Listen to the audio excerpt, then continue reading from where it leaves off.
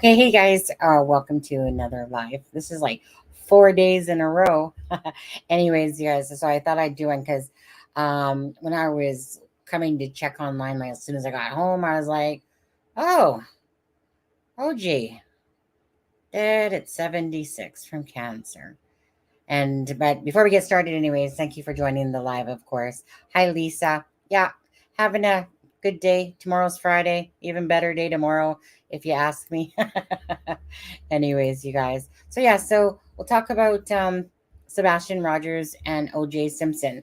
Now, I think most of us that usually come in here are typically of the age where we remember the OJ case. And so I personally, and I'm just going to put this right out there from the start, when I seen that it said that OJ died at 76, I was like, good, go rotten HE double hockey sticks. You know, I literally have no sympathy for the man whatsoever. If I do, it's probably a negative point 0.0 100%. Don't have no sympathy. He got away with the deaths of Brown and Ronald Goldman to me. Hi, sweet dude. How are you? What do you guys think? Like, for any of you guys that are coming in or watching right now, what do you guys think about OJ Simpson? So, for me, I think he's a big POS. Every time I look at the man, you want to talk about a narcissistic personality? He's the epitome of somebody that his head was 100 times too big for his body, basically. Um, so I do. So whatever your guys' opinions are, I'm just curious what you guys think. Because anyone, like I said, I've been around. Like I said, I was born in '69, so I'm like almost 55 here coming up. I remember this case. I remember I was on vacation. I had 2 weeks, thinking that each day I was watching the trial religiously, and then of course I had to go back to work, and I couldn't believe the case was still going on, and I was sad because you're just sitting there every day, like just watching the whole thing play out and stuff like that. And that was like, whew, back in the '90s, I guess. I see you look scared. They're all cops all up on that Bronco. Best prank call ever. Yes, we did. But anyway, so yeah, so I'm just kind of curious what you guys think about that. I know there's, what, where is everybody? Come on now. There's like 19 people in here. What's up with that? Did I not make the thing big enough or whatever on there? But anyways, doesn't matter. I'll sit here regardless anyway. People will come in eventually, perhaps, maybe. New Delphi Docs bombshells, why not? I haven't even looked at them, sweet dude, to be honest. I seen that there was documents, and I'm like, when I spend all day on the computer and then come home, I didn't feel like looking at the documents yet. I've seen them, or I seen that there were documents. Hi, Alice in Wonderland. Say, sweet dude, though, if you want to give in chat a little bit of a recap, um, feel free, just to give me the gist of those documents. Charmaine's, she was traveling today. I'm not sure if she's still traveling. And Aspen Connor, he's probably either babysitting or he's working at his hair salon. One of the two. OJ was definitely, in my opinion, there that night. Not sure if someone else was with him. He had it all and threw it all away out of jealous. Yeah, absolute. Yeah. Oh, really? Are the documents good for Delphi? um, RA smeared himself. And oh, didn't we hear that before? I thought we heard that one before. I thought we already heard that before, like a couple months back, when he was going through his eating paper stuff and all that stuff. I thought we already heard that. That's why I don't know why, but it just seemed very familiar when you said that. Anyways, um, yeah, so, you know what? Oh my God, I hadn't heard that. So you hadn't heard that? It just sounded really familiar. As soon as I seen it, I'm like, wait, didn't we already hear that before? Anyways, you guys, I'm gonna play this OJ video. It's like 5 minutes and 51 seconds here. Um, on Again, honestly, you know what? Good riddance to bad rubbish, rotten hell. Could have cared less about you, dude. Absolute he might have been a good football player, but he was so full of himself. You want to talk about somebody that should have ate their own poop? Probably should have been OJ. He probably needed to ground himself a little bit.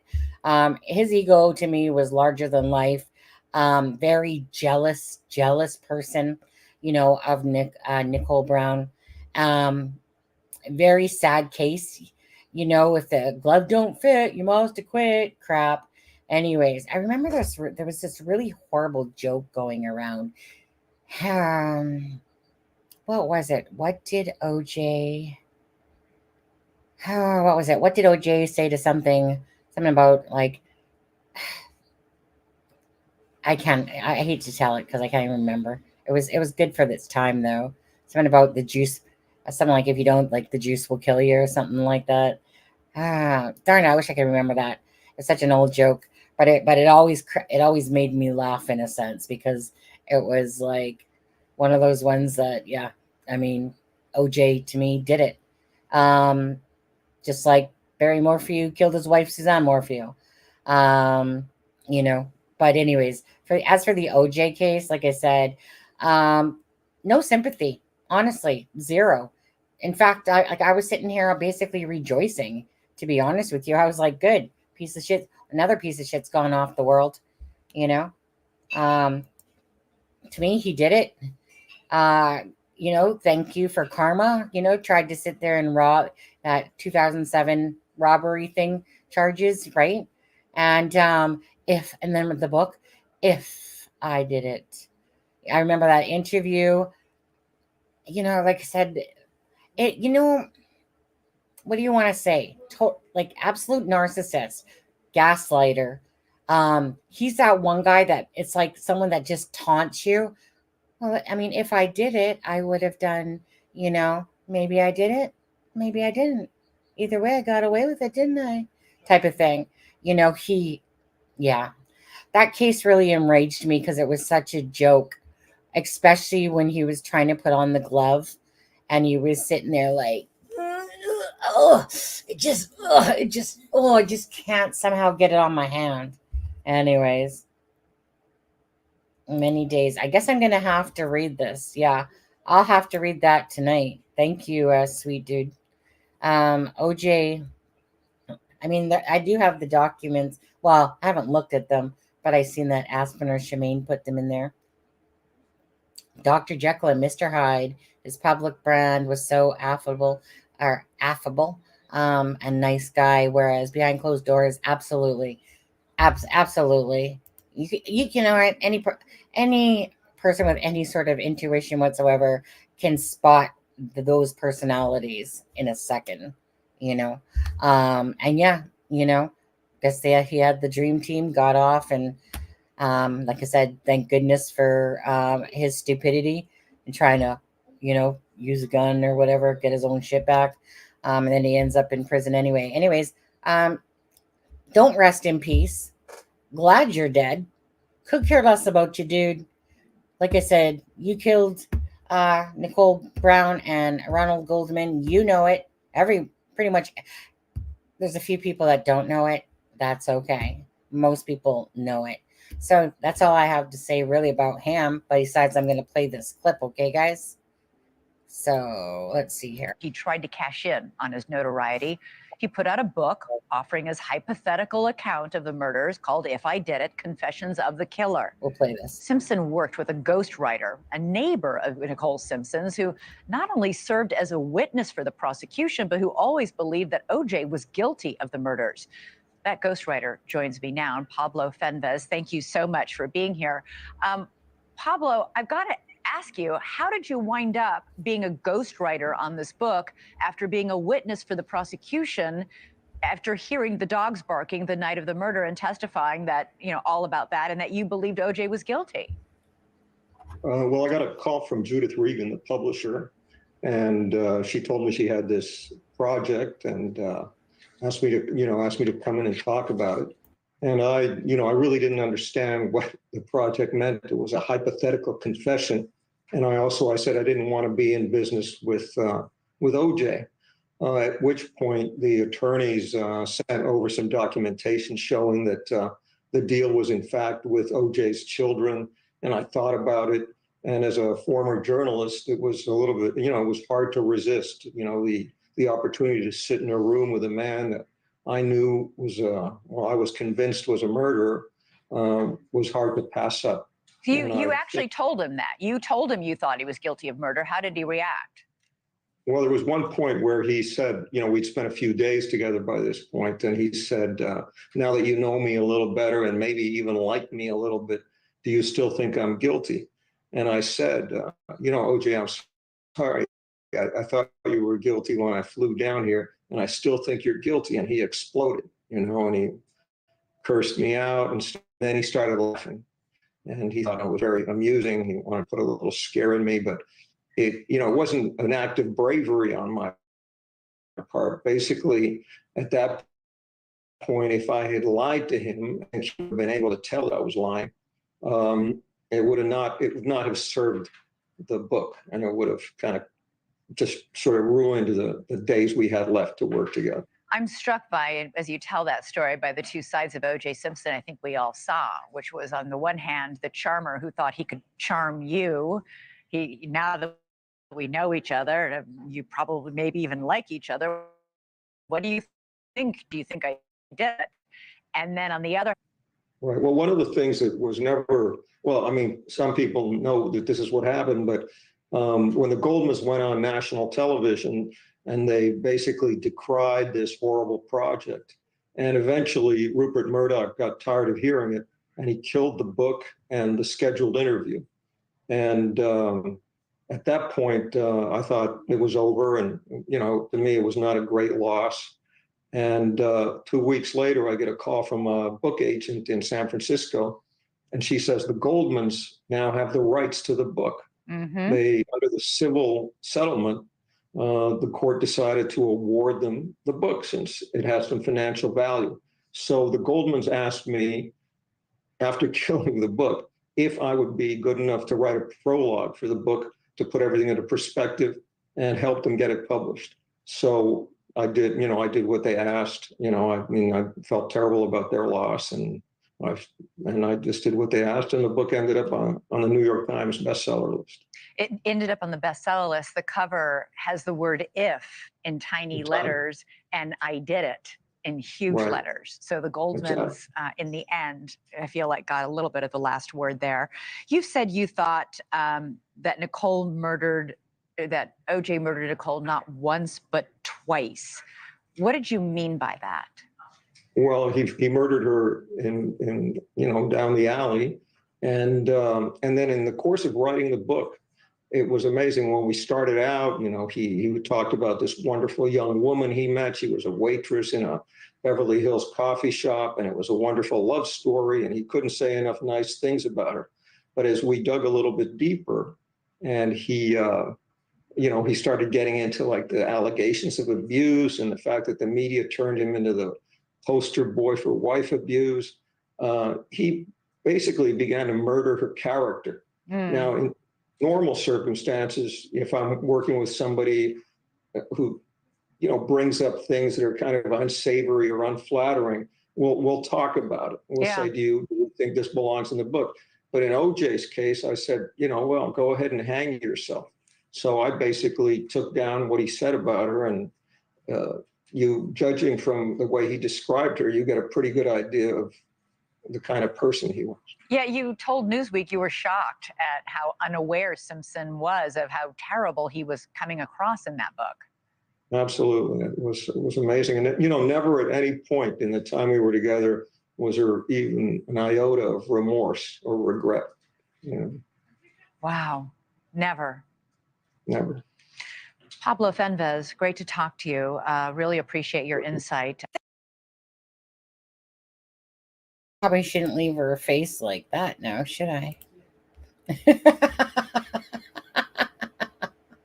Oh, I don't know. I probably should leave her like that, to be honest with you. I'll go back to this picture on there. So again, for anyone that's ever followed the O.J. Simpson case, like I said, watched the trial until I had to go back to work when it started. This case and John Bonet's case, are probably the most two cases that have always stayed in my mind. OJ, just simply for the fact of what a hunk of crap. What want to talk about manure? You know, manure of the earth.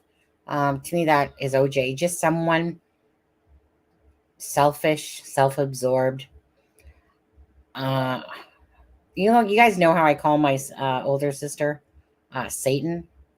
Um, she's really just a female version, to be honest with you. Doesn't care about anybody but herself.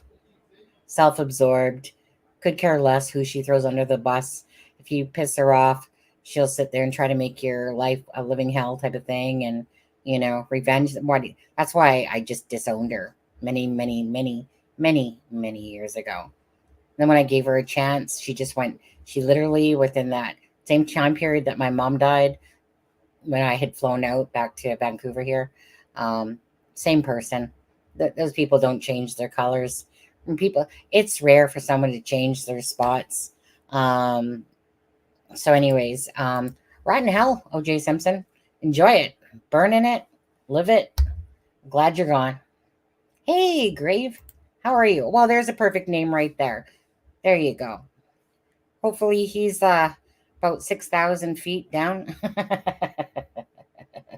Good example how wrong a jury can be.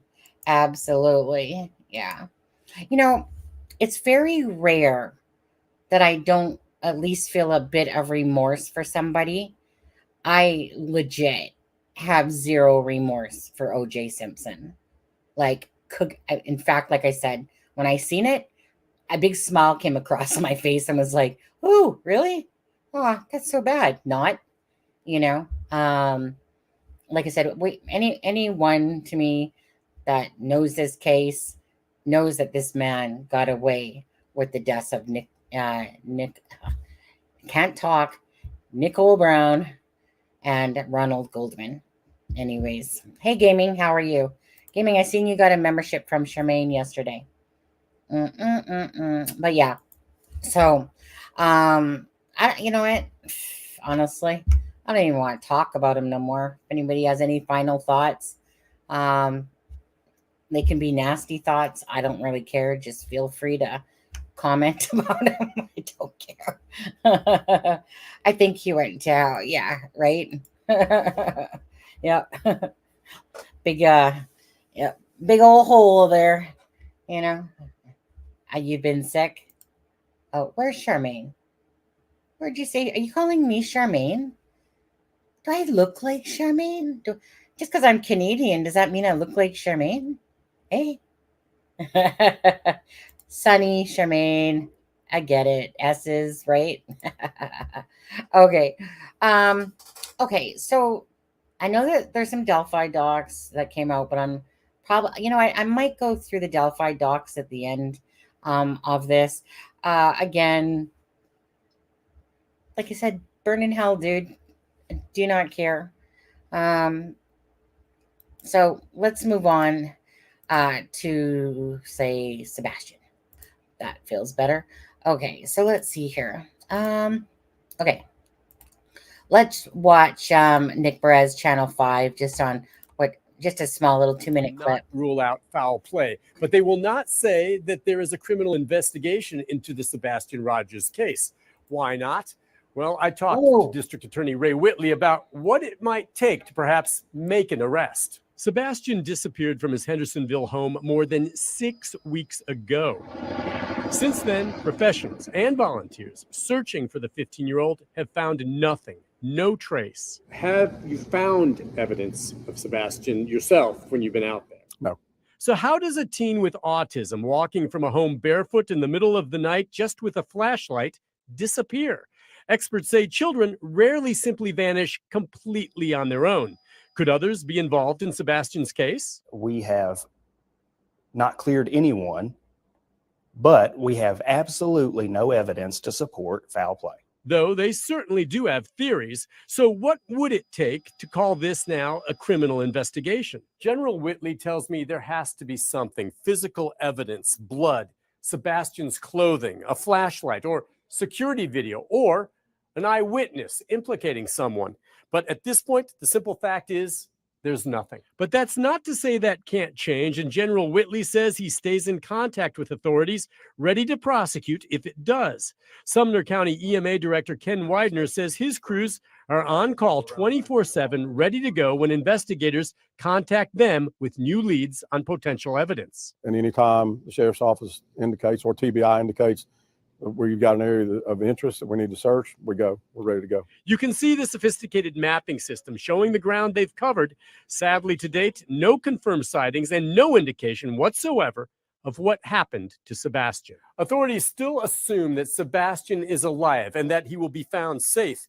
If that's not the case, then his body must be found. Without it or any other physical evidence, we may never know what happened to the teen. Nick Barris, News Channel 5. Okie dokie. So I mean, that's the whole reason, right, guys? I mean, that's the whole reason why it's not a criminal investigation. You know, Katie Proudfoot had said that when she was asked if her car was searched, she said that it had been searched. There's no sign, right? So there's no anything. There was no blood in her car, anything like that. And really, there's just, how can you charge or put anything to foul play, right, to a criminal investigation if they literally have nothing to show that something happened to Sebastian besides the fact that he's missing? And that's really where it's at. Hey, Sloot, how you doing? All right, OJ's quality of life. He'd been better off pleading guilty due to temporary insanity, jealous rage, done some time out, reformed instead of laughed in everyone's face, but was a dumpster fire of a man. Absolutely, Ann. Absolutely. I feel like he's in the landfill somewhere. Do ya? I don't. I can't say I do. Does anybody else feel that way, that he's in the landfill? Where do you guys, okay, just quickly put, where do you think Sebastian is? You know, I mean, you can write heaven if you want. You can write, somebody's house, whatever. Where do you think Sebastian is?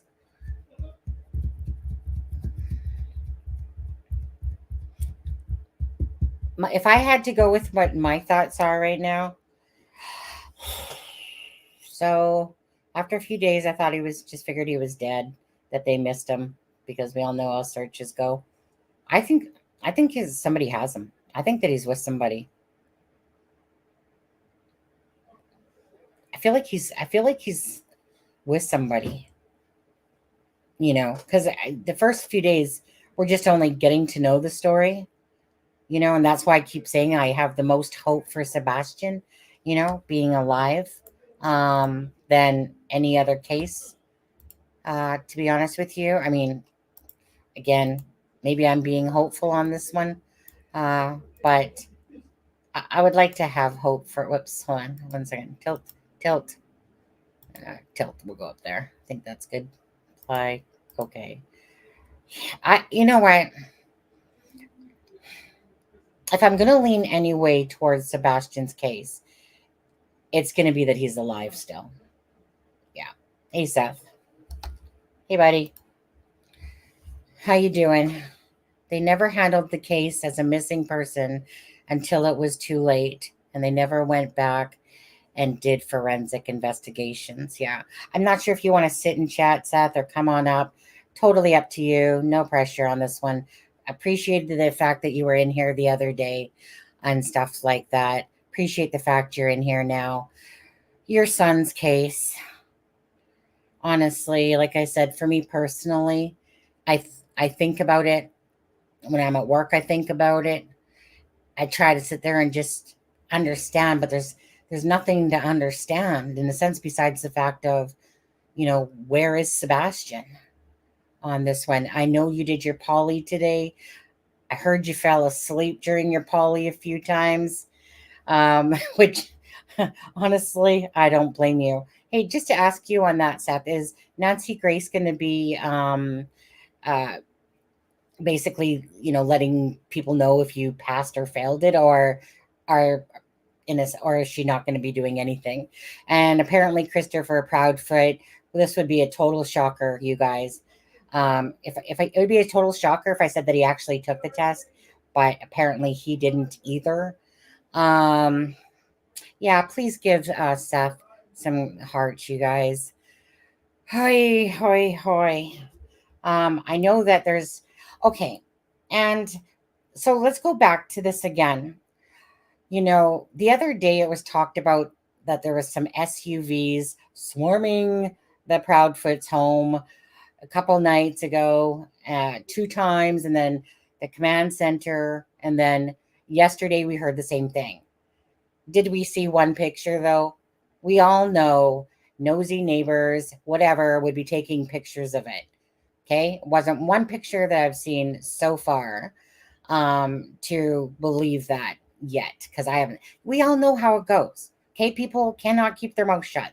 They can't keep their nose out of things if they wanted to, right? So we know darn well there's all these SUVs. We would have pictures right now, but we don't. So whatever to that one. JLR, I caught some of JLR a little bit when I got home, and there was what looked like some sort of work trucks in there. No pictures, no proof. Absolutely. Absolutely. I guess it kind of amazes me sometimes when people are like, well, sorry, JLR on this one, dude, but so if a neighbor sent you a picture of an empty, besides the one vehicle, but of an empty, driveway path, and none of those nosy neighbors, I shouldn't say nosy, but okay, that's just how people are. That's how we work. We're going to peep out of our curtains or blinds, and we're going to be like, what? Right? People can't stop videoing things or taking pictures of things, especially in a case like this. So you know that there would be pictures. That's just 2 + 2. But there's not. So whatever. Then we heard a rumor of, okay, Seth, can you answer me this one, please? So apparently you said, now I haven't listened to it, but apparently it was on Pascal, but I hadn't watched that live yet. I went to, but I ended up doing a live yesterday with Sebastian. But anyways, Seth, could you please tell me, did you say that they found some, that you said that there were some items found out back of the Texas Roadhouse of Sebastian's? Because I'm being told that you're the one that said that, but I haven't had time to go back to that live to verify that or not. So if you could just answer that, that would be great. Might as well be hopeful. Better than losing hope. Yeah. What gives me the hope is that if Katie's car was checked, right? We all know that Katie went off for a drive in the morning to look for Sebastian, according to her. And so this is at the time that, if the police were called at 6:33, right, is when supposedly Christopher Proudfoot calls. Well, that's what time the LE guy said, right? So we know that fits within the window that the neighbor says that she left and she's looking for Sebastian, and goes out, like I said. So if the police checked her vehicle, according to Katie, if they did, and they found nothing, I'm pretty sure that Katie would be a suspect if they happened to find some of Sebastian's blood in her vehicle and stuff like that. So I am that one, just don't see it. There's nothing to show foul play. So something happened to Sebastian. I'm glad there's nothing to show foul play, because that would mean not good things. So if there's nothing at the moment to show foul play, then that gives you hope. That hope that Sebastian is out there and maybe underneath somebody else's wing or whatever, somebody that thinks that they're being the savior of Sebastian or something like that, So that's the part I'm hopeful about. I'll bet authorities do have something, but they're not,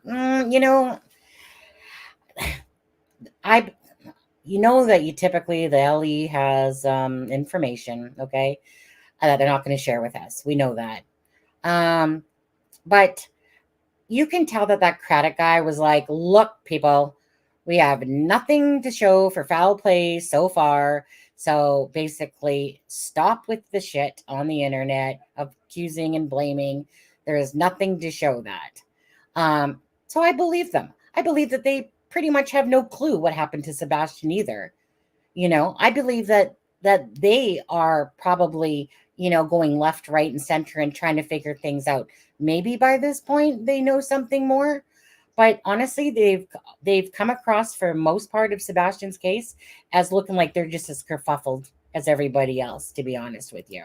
CP, narcissistic, full of himself. They stack shit that high apparently. And again, to me, he just thinks that he's that wolf, right, in the sheep's clothing. He's that person that thinks he's smarter than anybody else, and he thinks like that he can play like these mind games of, well, I didn't say who took the polygraph test. No, you're just a liar, just a consistent liar. I mean, he clearly said at 15 years old with the belt, and then he tries to say on Nancy like, oh, what was that? Oh, do you want to try? Do you want to try and come up with me? It's just me up here. If you do, hey, come join me if you feel like it.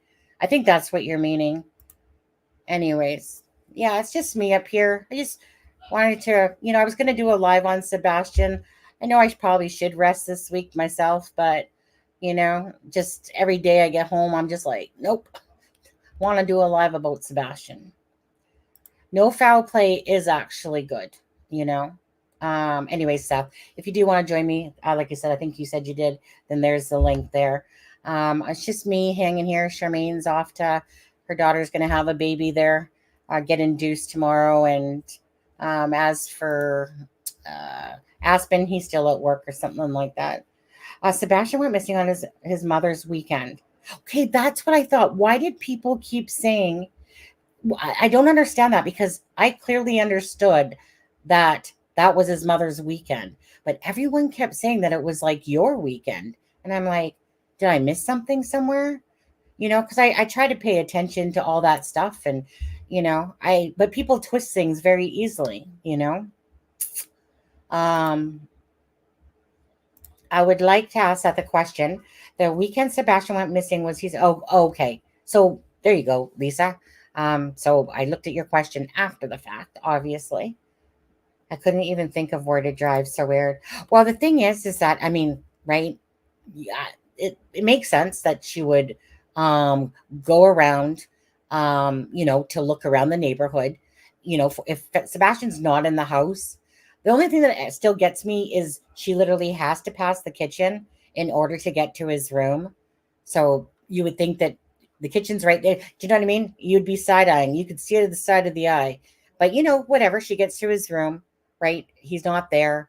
But other than that, like it would be a typical thing to me that you would, if you can't find him anywhere at home, and I'd probably be yelling down the street, like, like asking people like, help my son, I can't find him, and then, yeah, the school's not very far, drive to it or whatever. My phone has been going off all day. Wait, what did I ask? Shit, what did I ask? Didn't.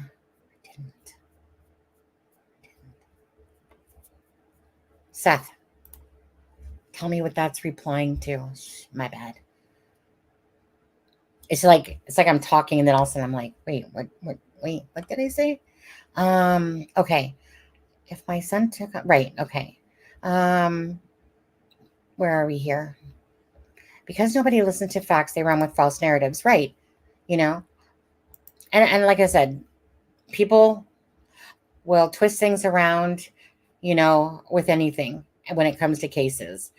We know that there's people that, like I said, live in the planet Mars, people that want to, like that whole, and no offense, but like I said, to believe that Sebastian's over in Alaska in some sort of autism place is just like, that's going for like the extended stretch of the imagination. And I just don't play in that realm myself. I like to just to stick around the scope of what sounds reasonable and what sounds practical. So it's kind of like we had this discussion yesterday, right? And I think it's B&D, no matter how many times I say, that Seth and Chris and TBI have said that that's not flashlights. That it was a garbage truck. There's a lot of people that still don't want to believe that. Yeah, I asked if you wanted to come up. Oh, I thought you said I'll try. Oh, that's why I said, so let's just be clear. Let me ask that again. Seth, did you want to come up? I think your answer is going to be, no, I can't. My phone's been going off all day and I'm tired or something like that. So I just seen this word, I try or I'll try or something like that. So I was assuming that meant like, well, I'll try to come up. Okay. Okay. Okay. Absolutely. So Seth, as for the polygraph, just to ask you, you fell asleep on it.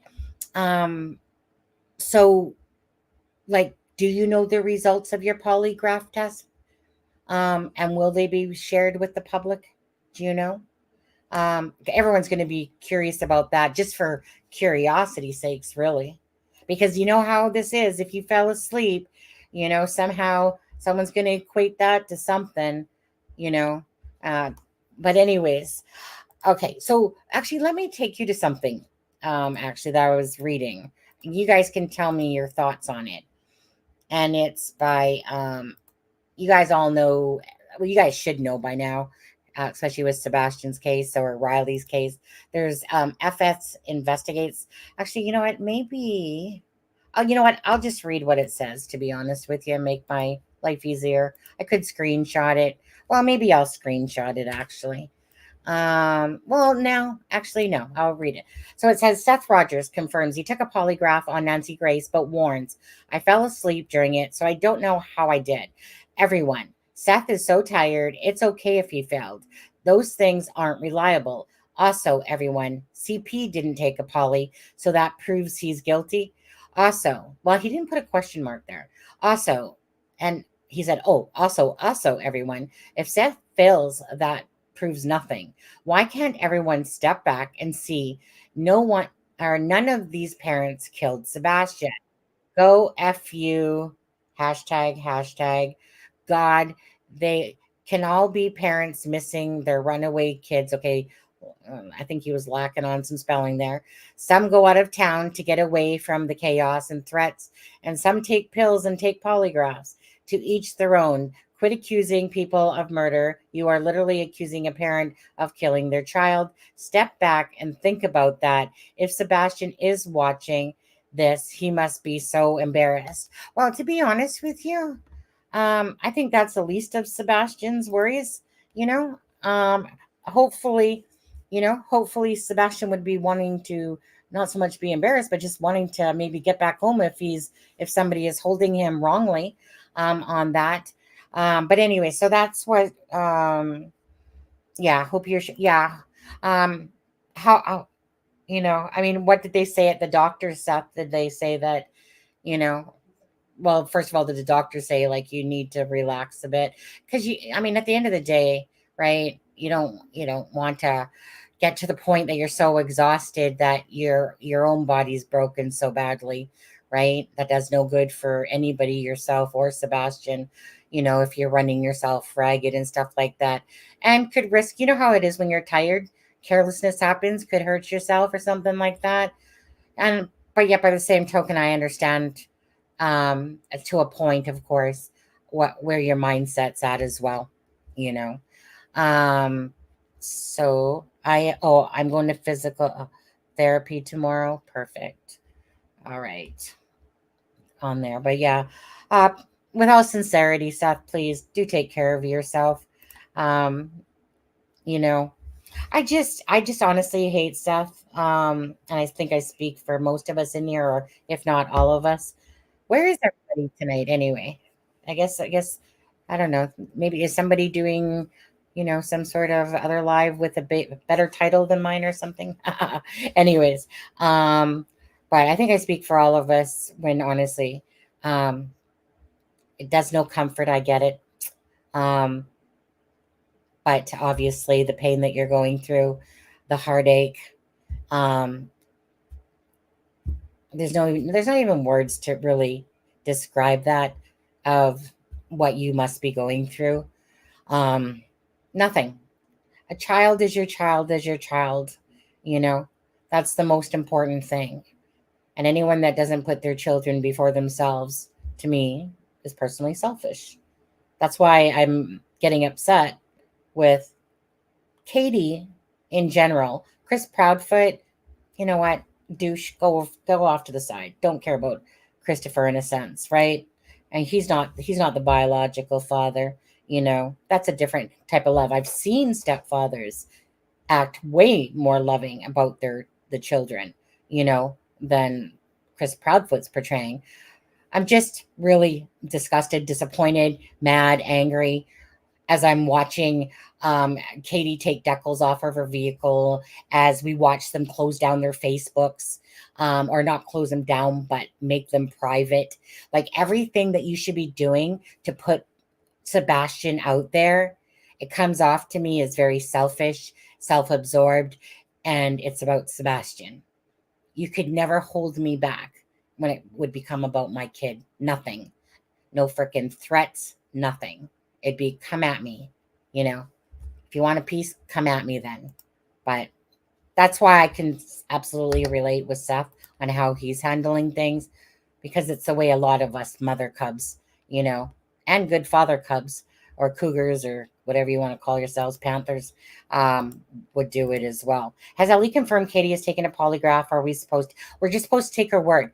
Then you know they might tell us at some point. I doubt it. Like that's just stuff that Ellie doesn't think that they need to give us. Ellie will only give you the stuff that they want to put out there. That's just the bottom line of it. They're not going to give you anything more, anything less. Like I like the way that Grady out of Florida there handles things. I like the way he puts people on blast. Myself, I'm just like the said, you know, straightforward, straight at it. So I appreciate those type of people, but we know generally everything is always close to the vest. If we say this, but most times, honestly, like I said, it's a really use relationship, right?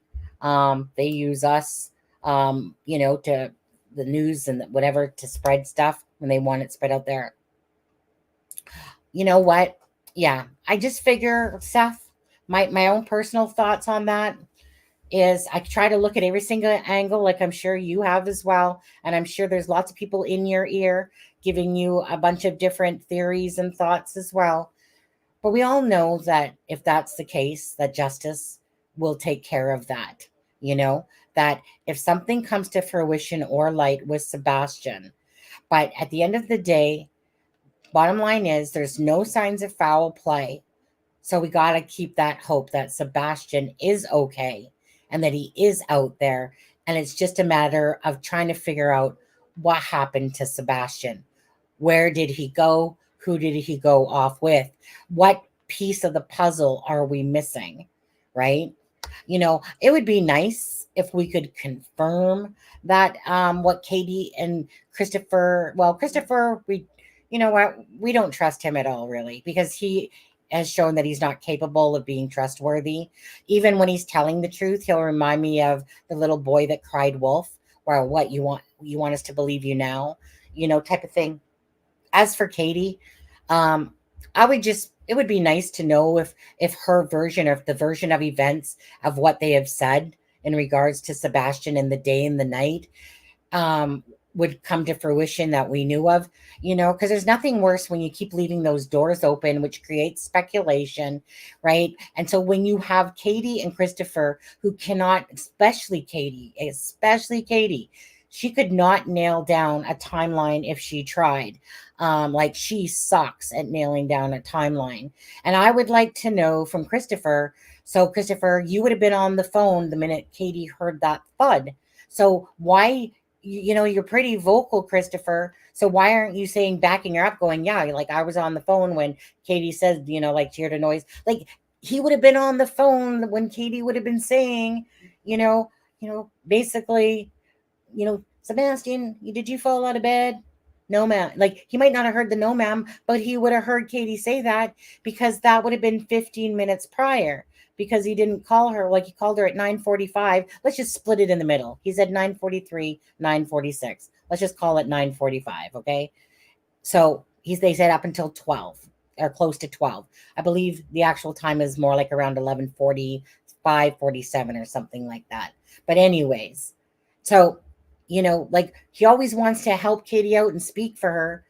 No point, right? I mean, we only heard about the thud the one time, besides was it on Nancy Grace? Was that the first time we actually heard that? I'm getting all confused a little bit with, before I would have it pinpointed, Smiley said this, WSMV said this and stuff like that.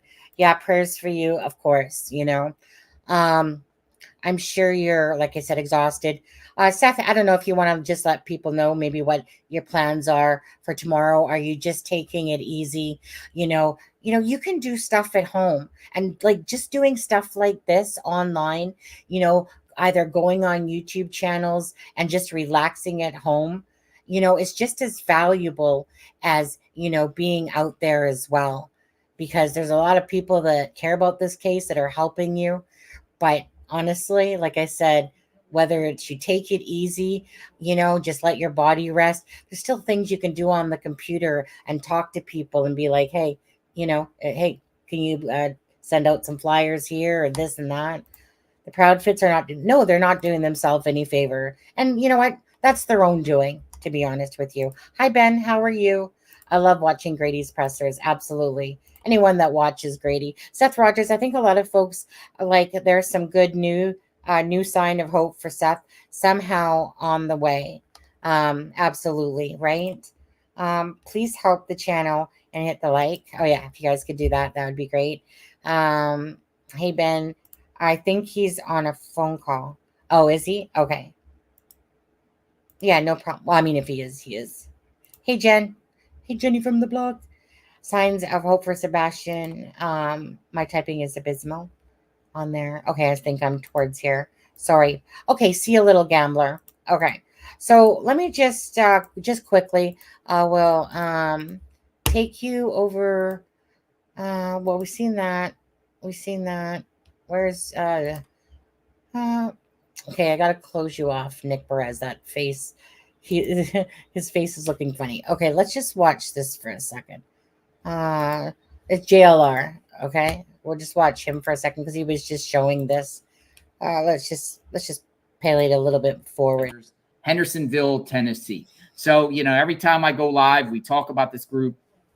But there's people in the group that are local. Oh, he did. There's people in the group that know the Proudfoots and the Rogers and know everybody. Some of the family members are in there. And we get good stuff. And I want to show you case in point. This was posted today. This was posted today in our group by an individual.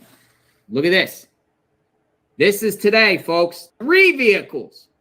3 vehicles. Proudfoot's home, Stafford. This is where Sebastian Rogers was reported missing. And now we have 3 vehicles in the driveway. What in the world is going on here? I'll put the link in the description once this video is up. But you could go to Facebook and just put the mysterious disappearance of Sebastian Rogers. It is the biggest group. We like getting this information. We like seeing what's going on. And quite honestly, we like to see what the Proudfoots are up to. Because there could be a slither of chance, folks, that Sebastian is still alive. And there could be a slither of chance that Sebastian could be hidden somewhere by someone. And that someone uses an opportunity to retrieve Sebastian or go to a location. That's why all eyes are on the Proudfoots. That's why people have been watching the Proudfoots 24/7, 365. There's some people that say, oh, the Proudfoots don't deserve to be stalked and looked at and whatnot. Are you kidding me? They do deserve to be looked at because the Proudfoot, Katie, was the last person to see Sebastian alive. Of course you have to watch and see, considering that this is a case of a mystery. And we don't know yet what transpired. And we don't know yet who is involved. Could it be these people here? And we meme up this group, by the way. We got some people that got some sick meme games in this our group. Look at this. The mystery machine. Alaska or bust. Choose your player. A lot of people think these people are involved. A lot of people think the Bauer Sox. To ask you guys, okay, let's just see where the consensus is here. I don't think the Bauer Sox have anything to do with anything. I just think it's a running of a story that because people can't find anything, that, you know, when the Bauer Sox kind of came out, and then people wanted to kind of add that to the possible way that Sebastian disappeared. Again, it's to me, that's just going for the ultimate stretch, right? So they get on a plane to Seattle, then to Alaska. So did they smuggle him up through Canada, Sebastian? And then they went, the Bauer Sox went, well, you know what? We ain't driving. We're just going to fly. You know, we'll meet Sebastian at the autism place that somebody called it. And yeah, I'm bunker down. Why would the Bauer Sox be like, why would Christopher Proudfoot be like, hey, parents, hey, just want to remove this kid from my life. Why don't you take him off our hands? Don't see that at all. Okay. But does anybody believe, like, and it's okay if you do, even if I say that that's totally like not even close to my thoughts, but it's okay if you do, guys. I might make fun of you for it a little bit, but does anybody think that Sebastian somehow miraculously is up in Alaska on a retreat in an autism place up there? You know, like, you would have, like, that would have to make sense. Why would Christopher Proudfoot involve his parents in the, you know, abduction of Sebastian Rogers? It just seems like that's like a truly far reach. But stranger things have happened, I guess, in other cases, haven't they? But it doesn't, it's not really in my scope of things. And so when something's usually not in that realm, I don't really do a lot of deep diving into that, because for me, that's like wasting my time on something that I don't believe in. So if I don't believe in Sebastian being up in Alaska, then I'm not going to waste my time and energy when it can be used elsewhere. But in saying that,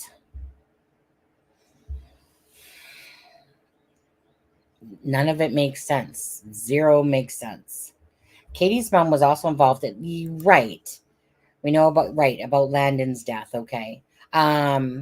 Right. I wonder if Seth did know about that, actually. Maybe if he comes back, we'll have to ask him if he did or not. Because wasn't that to do with her parents, and then she was also named or something like that?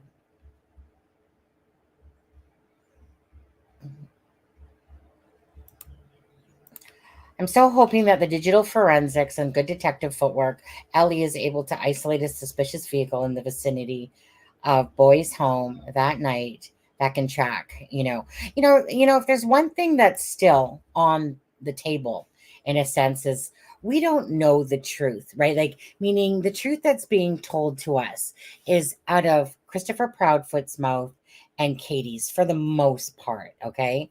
But at the end of the day, so let's say, because we don't know truly if Christopher Proudfoot was in Memphis that entire time, right? Because we don't know those answers, it's still not off the table that Christopher Proudfoot has lied about his whereabouts. But because they literally have no inkling of where Sebastian is, you're going to keep your eye on him if you know that some of what he's saying or Katie is untrue, and you're going to watch whatever, like, that they're watching what Seth says, that they're watching what Katie says, and Christopher, if Seth has an alibi, right, and that can be accounted for, they're obviously not going to put that big time and effort into it, but they might learn something about Sebastian, even more so through watching anything that Seth talks about.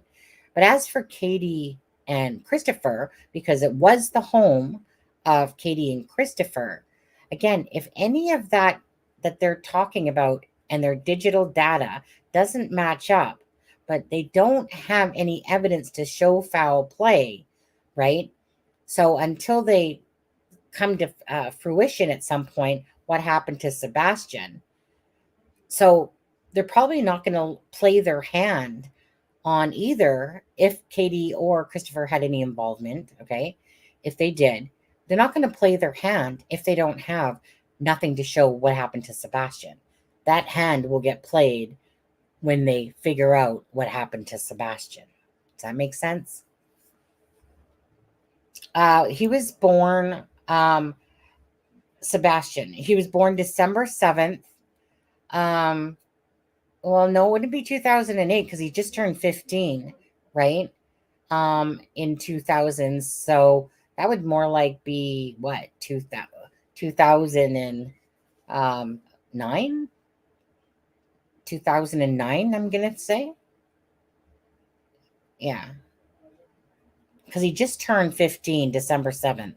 And the reason I can remember December 7th especially is just because that's the same day that my dog had died. It was on December 7th. December 7th has a lot of meaning to me. But that's why when I heard it, it stuck in my head.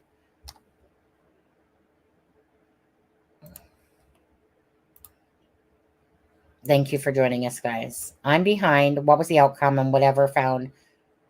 Oh, okay. You know what? You guys, can you refresh me? Because I'm pretty sure that Seth's comment to that was that that's what he heard. Let me see if I can find it. Seth Rogers.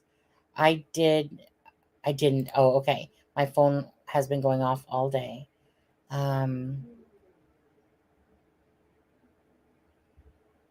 He said, that was what I heard, and someone sent me pictures. Okay. So that's what he heard, and someone sent him pictures. Okay.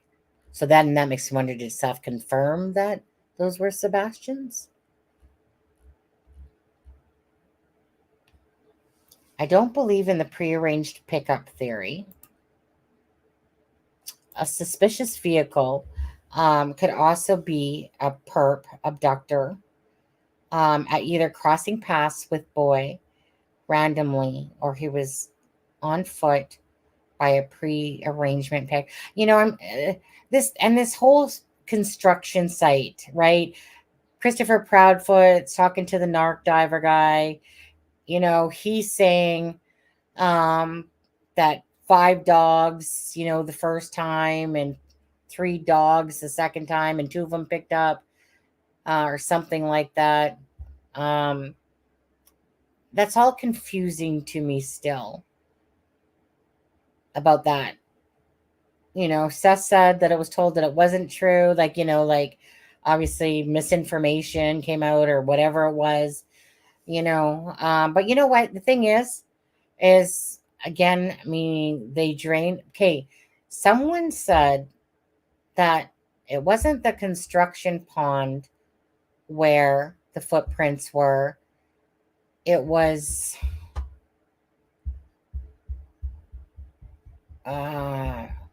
the other pond near the school, the church, I'm trying to remember what I saw. Kitty was given probation. I don't think so. If you know, I don't know. If he is, he is. If he's not, he's maybe tired and passed out, or maybe he's just chilling and listening. Who knows? On there, man deserves some rest for sure. He's been doing so much, you know. I mean, we can only spin our tail around so many times. What happened to Sebastian, really? And then really it just again is just really keeping his face out there so that the more people that don't know about it see it. Maybe the guilt, if somebody has Sebastian, maybe some guilt somehow plays out at some point because they're tired of seeing this kid's face, you know, and they are just like, fine, okay, I'll tell you what happened. I would sure love to see those tapes of the neighbors. I would love to see the neighbor's tape of the nighttime when Sebastian supposedly left, right? I would like to see that. Like if it just doesn't make sense. It doesn't make sense. Like nothing's found in Katie's car, right? The police would know again, and remember, we don't know what they know. But a vehicle from a neighbor, some neighbor out there would have said, like, look, I saw Katie's vehicle leave at, 1 o'clock in the morning or something like that. They obviously went back earlier in the day, perhaps because they couldn't make out Sebastian to totally prove, to perhaps see, what else was going on. Did they see Sebastian in the vehicle when Katie went out and came back home, considering she parks in the garage? Did the door ring cameras pick up that, or any of the cameras pick up that? Obviously, we would know that the Texas Roadhouse, picked up that Ceci in the video of, right? And then I'm not sure how accurate the dash cam is with Sebastian's voice on it is. Again, that's just like this person said that this neighbor said to this person, and then telegraph type of thing. I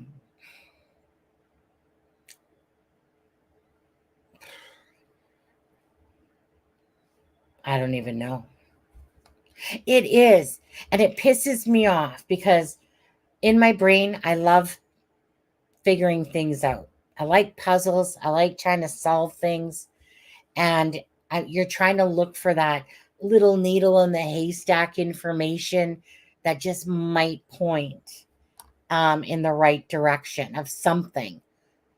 But for us, visually, from LE, from anything we've seen visually, there's nothing here that, from what we know, that's going to break no case open. From anything that we know, we can see actions happening, right? We see what the Proudfoots are doing in the actions. Does that make them guilty of doing something to Sebastian? No, because there's no proof of nothing. But the one thing that is consistent is because every time you spin a different theory, none of it makes sense. None of it makes sense. How does Sebastian avoid cameras? How does a vehicle in the area avoid cameras? So unless the police have something to do with a vehicle in the neighborhood, or something like that they're trying to figure out or something, other than that, they're not going to say that, yes, we do have a vehicle that was in the area cut around this time, and they're trying to figure out somebody, like, who owned it, who it was. Where do you start? For us, we're not going to get anywhere further, to be honest with you. The only way we're going to get anything further is the next time that, to me, either somebody comes forward and says, I can give you information with regards to Sebastian, or that LE comes out with something, or Sebastian just walks on in that door that's locked. But he knows the PIN code, right, Katie? Definitely knows that PIN code, though. But no matter how you spin it, no child. Okay, let's see what your thoughts are. Okay, so random thought here. If the lights were a trash truck, did they see anything? Well, don't forget, that's 5:12 in the morning. Katie went to wake Sebastian up at 6. So chances are that would be very slim to none, considering the time that we know of is from 12 till 6. So chances are Sebastian didn't pop out in front of a garbage truck, So I'm going to say that would be a very slim one, but it's a thought, right? It's a thought. What is the Sebastian's voice on? Okay, the voice on Sebastian's is that, according to Sweetie Pie Low, that in Katie's car is a dash cam, and that although you can't see Sebastian, you can hear his voice on this dash cam. I don't know where that info came from. And I take it with a grain of salt myself. So I take it with a grain of salt. Yeah. Hold on. I need a drink of water. When I got to work, okay, I want to tell you something. This is off the topic. I want to say Uber. Well, not everybody on Uber, but Uber, you can kiss my ass today. You can kiss it for the last few days, to be honest. You know, my husband has our vehicle and he takes it to work and then he gets in his work van from work and then, you know, whatever. I just work down the street, but it's still a good 15-minute walk, hauling the ass, freaking getting a freaking sciatic nerve in your butt as you're walking, you know, because your ass cheeks are sore because you have to walk so fast. Because Uber guy, right? Let me just say this. Just going to tell you my morning, okay? But I'm good. I'm good. So I don't know what the heck, like, there's 2 gates to our apartment complex because it's a gated community. There's the one that's near Sushi Go and then the one on the other side near Brown Social, okay? So their own effing little map goes right to the first gate, the one that's near Brown Social, okay? I usually go out the other gate, but their thing goes to this gate, so I just go out that gate instead. So the first time I made the mistake of going out to the other gate, and then I seen the vehicle sitting at the first gate, and I'm like, dude, can you, because he called, right? And I'm like, dude, seriously, just go another 200 feet, turn at freaking Dairy Queen there, basically, and just right there. But anyways, the next time the 2 guys came to the right spot, the last 3 days, they've went to the other side, even though the map points right to the first spot. So little dude today, okay, I see his vehicle sitting at the wrong gate.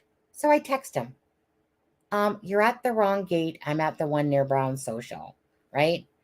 I'm looking at the car on my iPad, still not moving, right? So I call the number because you're supposed to be able to call them, right? UTBC, whatever, UTB12. Like, dude, F off, okay? So I text him and I'm like, I am at this gate. I see the car start moving, doing its little thing on the map. The car acts like it's right in front of me. I'm looking, big open space. Really? Because your car is showing like it's right in front of me now, and you are nowhere to be seen, doofus, right? So I'm pissed at this point, and I'm like, thank God I get up enough time for work, because then this is exactly why I do it. Because I don't trust people when it comes to me to get to me to work on time, you know, and these freaking ass Uber drivers. But anyways, like seriously. Anyways, so I see his car all of a sudden do all this weird shit on the map. Next thing I know, so I try to hit cancel, yeah? And it says, you are going to be charged $6. And I'm like, F you, ain't paying no $6. So I just haul my ass and start walking. About a minute later, I hear, your Uber has been canceled. Really, dude? And so I type back, well, actually, no, I voiced it back. Dude, you're an idiot if you could not literally come to the right gate that's on your map. And I was pissed. Because now I have to haul my ass to get to work on time. Freaking ass cheeks are sore. Calling my husband, freaking Ubers are freaking. You know, I need to get me, because there's no point in me getting a car. I need to get me one of those little scooters that you sit on and just go right to work. Right? Not, you know, the scooters, not the old women scooters. We're talking, you know, the scooters. Okay, the cool scooters. But anyways, so I get to work, make it on time. You know, all sweating and hot and whatever. And guess what? The whole entire server is down for the company that I'm working for customer service, eh? It's all down. And so all morning I'm trying to log in, but I forgot my password. Yeah, I can't do my shopping because it's not allowing me to da-da-da-da-da. And I'm like, all these calls, right? After a while, you're just like copy, paste, copy, paste, copy, paste. So 2 hours of that, which was no problem. made the morning go by fine. But honestly, now that I think about it, now that I'm talking about it, I'm not a big bitcher. But you know what? I'm going to be calling up Uber, and giving them a piece of my mind for these effing idiots that don't even know how to look at their own damn ass map. Like, how hard is this, people? Seriously, your map shows little dots to the exact spot that you're supposed to pick me up. So if your vehicle is over there and your dots are here, you know what? I'm sorry, but maybe leave Canada and come back in, okay? Because I'm so sick and tired of this damn shit every single day. So tomorrow, this is my plan for tomorrow. Because the gates are each halfway, I'm going to stand and order the Uber outside. And then I'm going to watch which little way that little fucking car goes, is what I'm going to do. And then I'll decide which way I'm going to go, because I'm sick and tired. I don't want to, like, I don't mind walking home in the morning. I just want to get there easy. I just want to, okay. All right. Anyway, that's my beef. Okay. That's my pet peeve of the day. But did it ruin my day? No. But because after I did that walk, I was like, whoo, it's not like your fat ass couldn't use that walk anyway. So I chalked it up for that. That's how I justified it. Anyways, they have those cool scooters at Olivia's campus. That's a Vespa, right? Okay. I'm not going to lie. You're not going to catch me on a Vespa unless it was all like dolled up, not dolled up, but unless it was all cool. I'm just talking about, the scooters that are just like what the typical cool kids have, but just one that has the power to it, or a power bike, one of the two. Okay. Anyway, sorry to sidetrack you there. Just reminded myself of that, of my morning. Oh my God, I'm sorry about the Uber and they suck, right? Well, Adam's friend, you guys, if you guys remember that story about that female that got killed because she got into what she thought was her Uber ride and it wasn't, and then she got murdered. Well, that was a friend of Aspen Connors, eh? And I remember that story before I even knew that was even someone that Aspen even knew. But imagine that you call an Uber, you go downstairs, and then you get in this vehicle thinking it's your Uber, and then you end up murdered. What are the chances, right? Crazy as shit. Ubers, not really. They're cheaper than a taxi cab. I mean, honestly, it's a 3-minute drive from my place down to the Uber. It's like $6. I can handle $6. You know how taxis are. Like to get into the car, let's charge you GST, let's charge you a processing fee, let's charge you this fee. Oh, okay, $6. Yeah, I can handle $6. I just don't like relying, on people. And that's why, hence, I get up at 6:20. I work at 8, but I typically call an Uber for 7:20 so that I get there for 7:30. And then that way I got a half an hour to vape, like sit there and vape my face off, and then set up myself, the laptop and all that, and get ready for my day. Headphones on. Hello, this is Sunny. How can I help you? All right. You know what? 3 times today, by the way. 3 times. Not to gloat, but I am going to. 3 times today. Well, you are one of the best customer service agents we've ever had. I'm just like, 30 years in it. You got it, right? I truly enjoy helping customers, people. Okay, if I haven't said that before, which I know I have, I do. So, why not, right? I enjoy it.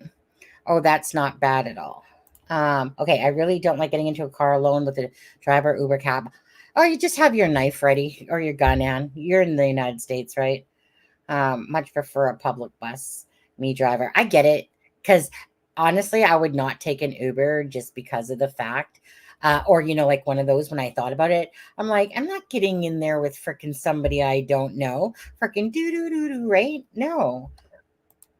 But so when I got into the one Uber, like the first time I took it, so I get in, and no offense, but most of them are like from another country, we'll just say politely. Okay. So most of them are from another country. But anyways, I get in there and the door locks. As you hear the chick chick, and I'm like, instantly, I'm just like, I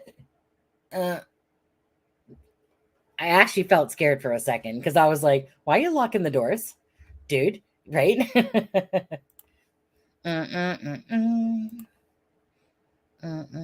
I stop at my rest stop and have a pew pew in my pocket. Yeah, just in case. Here, let me slap you with my dildo that I carry with. No, just kidding. I'm kidding. I'm kidding. I'm terrified of riding the bus. A lot of freaks on the bus. It will make you fear buses. Yeah. Sonny, is your brother-in-law back? No, no.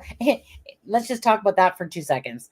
So my husband, when he picks me up today, because it's raining, and Ben, you know what was so funny? Was one of the customers was British, but she has lived in Canada for like 50 years. She was like 81 years old. Okay. This lady, she said, I think more than I do.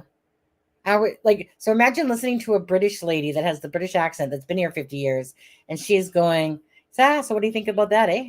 And I'm like, well, that's pretty awesome, eh? 81, eh? But anyways, so husband, so in the UK, just so you guys this is like a knowledge-based live, okay? We're taking an intermission break for like 15 minutes here. We'll get back to Sebastian in just a moment. Okay, but anyway, so in the UK, they don't give you don't get you graduated high school, type of thing. UK is like, you're done, get the fuck out, have a nice day, no certificate for you. You graduate at 16 years old. You're done at 16 years old in the UK, but you don't get a diploma, right? So there's this Asian woman, her name is Anne, that works for the immigration place, not the Immigration Canada, but meaning the lawyers. I don't know if she's just wants to cross every T and dot every I, but it's like, can you please send me your high school diploma to Ryan? Like, what? Well, so Steve says, well, they don't give them to us, right? She goes, yeah, we're just about to send everything off. So here I've thought they've sent everything off already.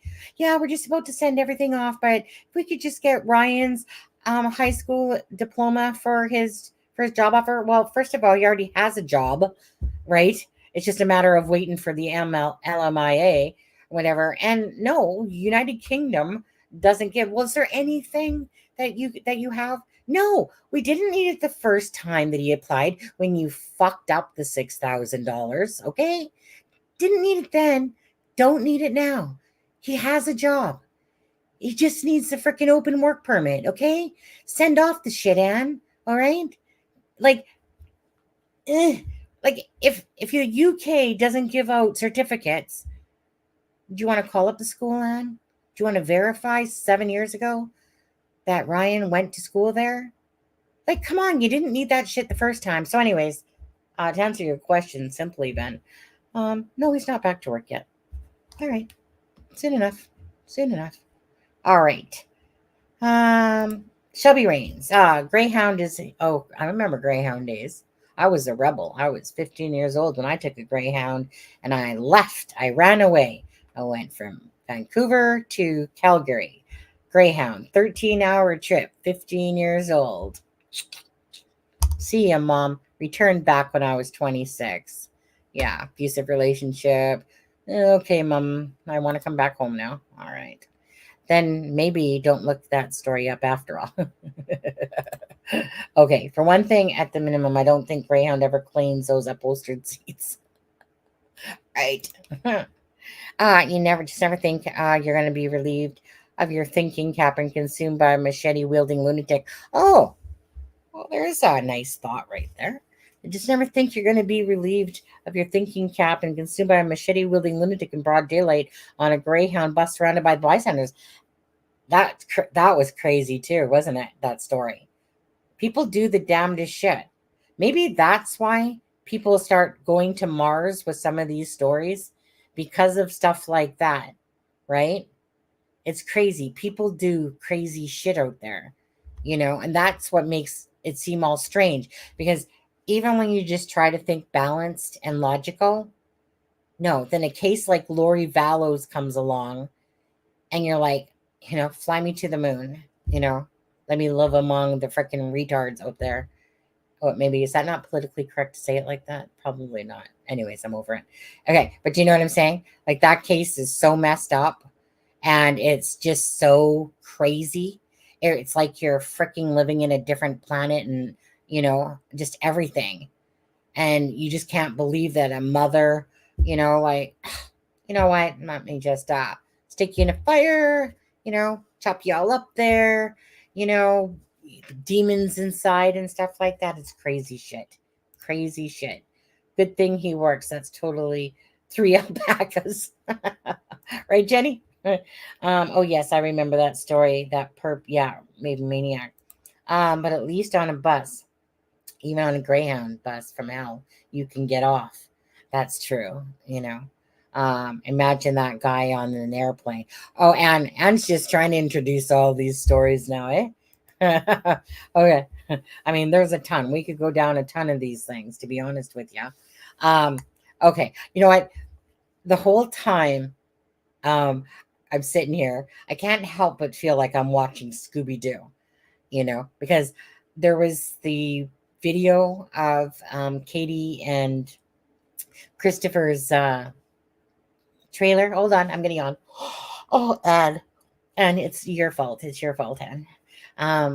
And there's like Scooby Doo, where are you? Right. So now that this whole picture's been playing, but anyways, let's go back to that for a second. Okay, guys, we'll get back on track. Get back on track. Okay, so JLR plays this. Okay. This is today, folks. 3 vehicles. 3. Okay. Let me ask you. Let's just play a game. Hi, B&D. How are you? Yeah, on there. Maybe you want to come hop up here with me, B&D. We had a good conversation the other day. If you want to come up here and join me, let me know, and I'll throw you the link. You just got to learn to turn off your TV so we don't hear it in the background. Right? Okay.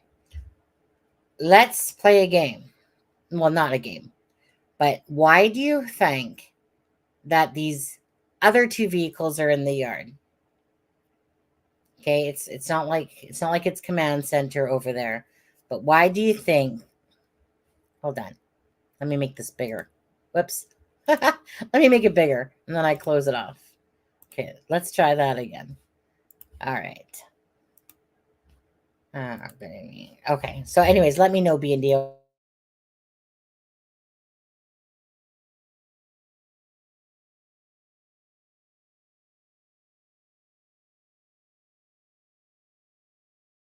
This case is on this group. We are at 29,200 members. So help us push it to 30,000. We'll just watch it from the I am also an admin in this group. However, I do not actually run. There's many admins. They do a lot of the admin type work. I kind of stay out of that. But join the group. It's 29,200 members. The mysterious disappearance of Sebastian Rogers, Hendersonville, Tennessee. So, every time I go live, we talk about this group. But there's people in the group that are locals. There's people in the group that know the Proudfoots and the Rogers and know everybody. Some of the family members are in there. And we get good stuff. We get good stuff. And I want to show you case in point. This was posted today. This was posted today in our group by an individual. Look at this. This is today, folks. 3 vehicles. 3. Oh, just to ask you guys, what do you think well, we already know that one is Katie's from Brinks or whatever. What do you think the other 2 vehicles are? I know it's hard to see the one. I know it's hard to see the one in the picture. I don't know if that's like a car or a truck. Let me see. 3 vehicles. See if they show it again. Proudfoots, home, Stafford. This is where. Okay. Sebastian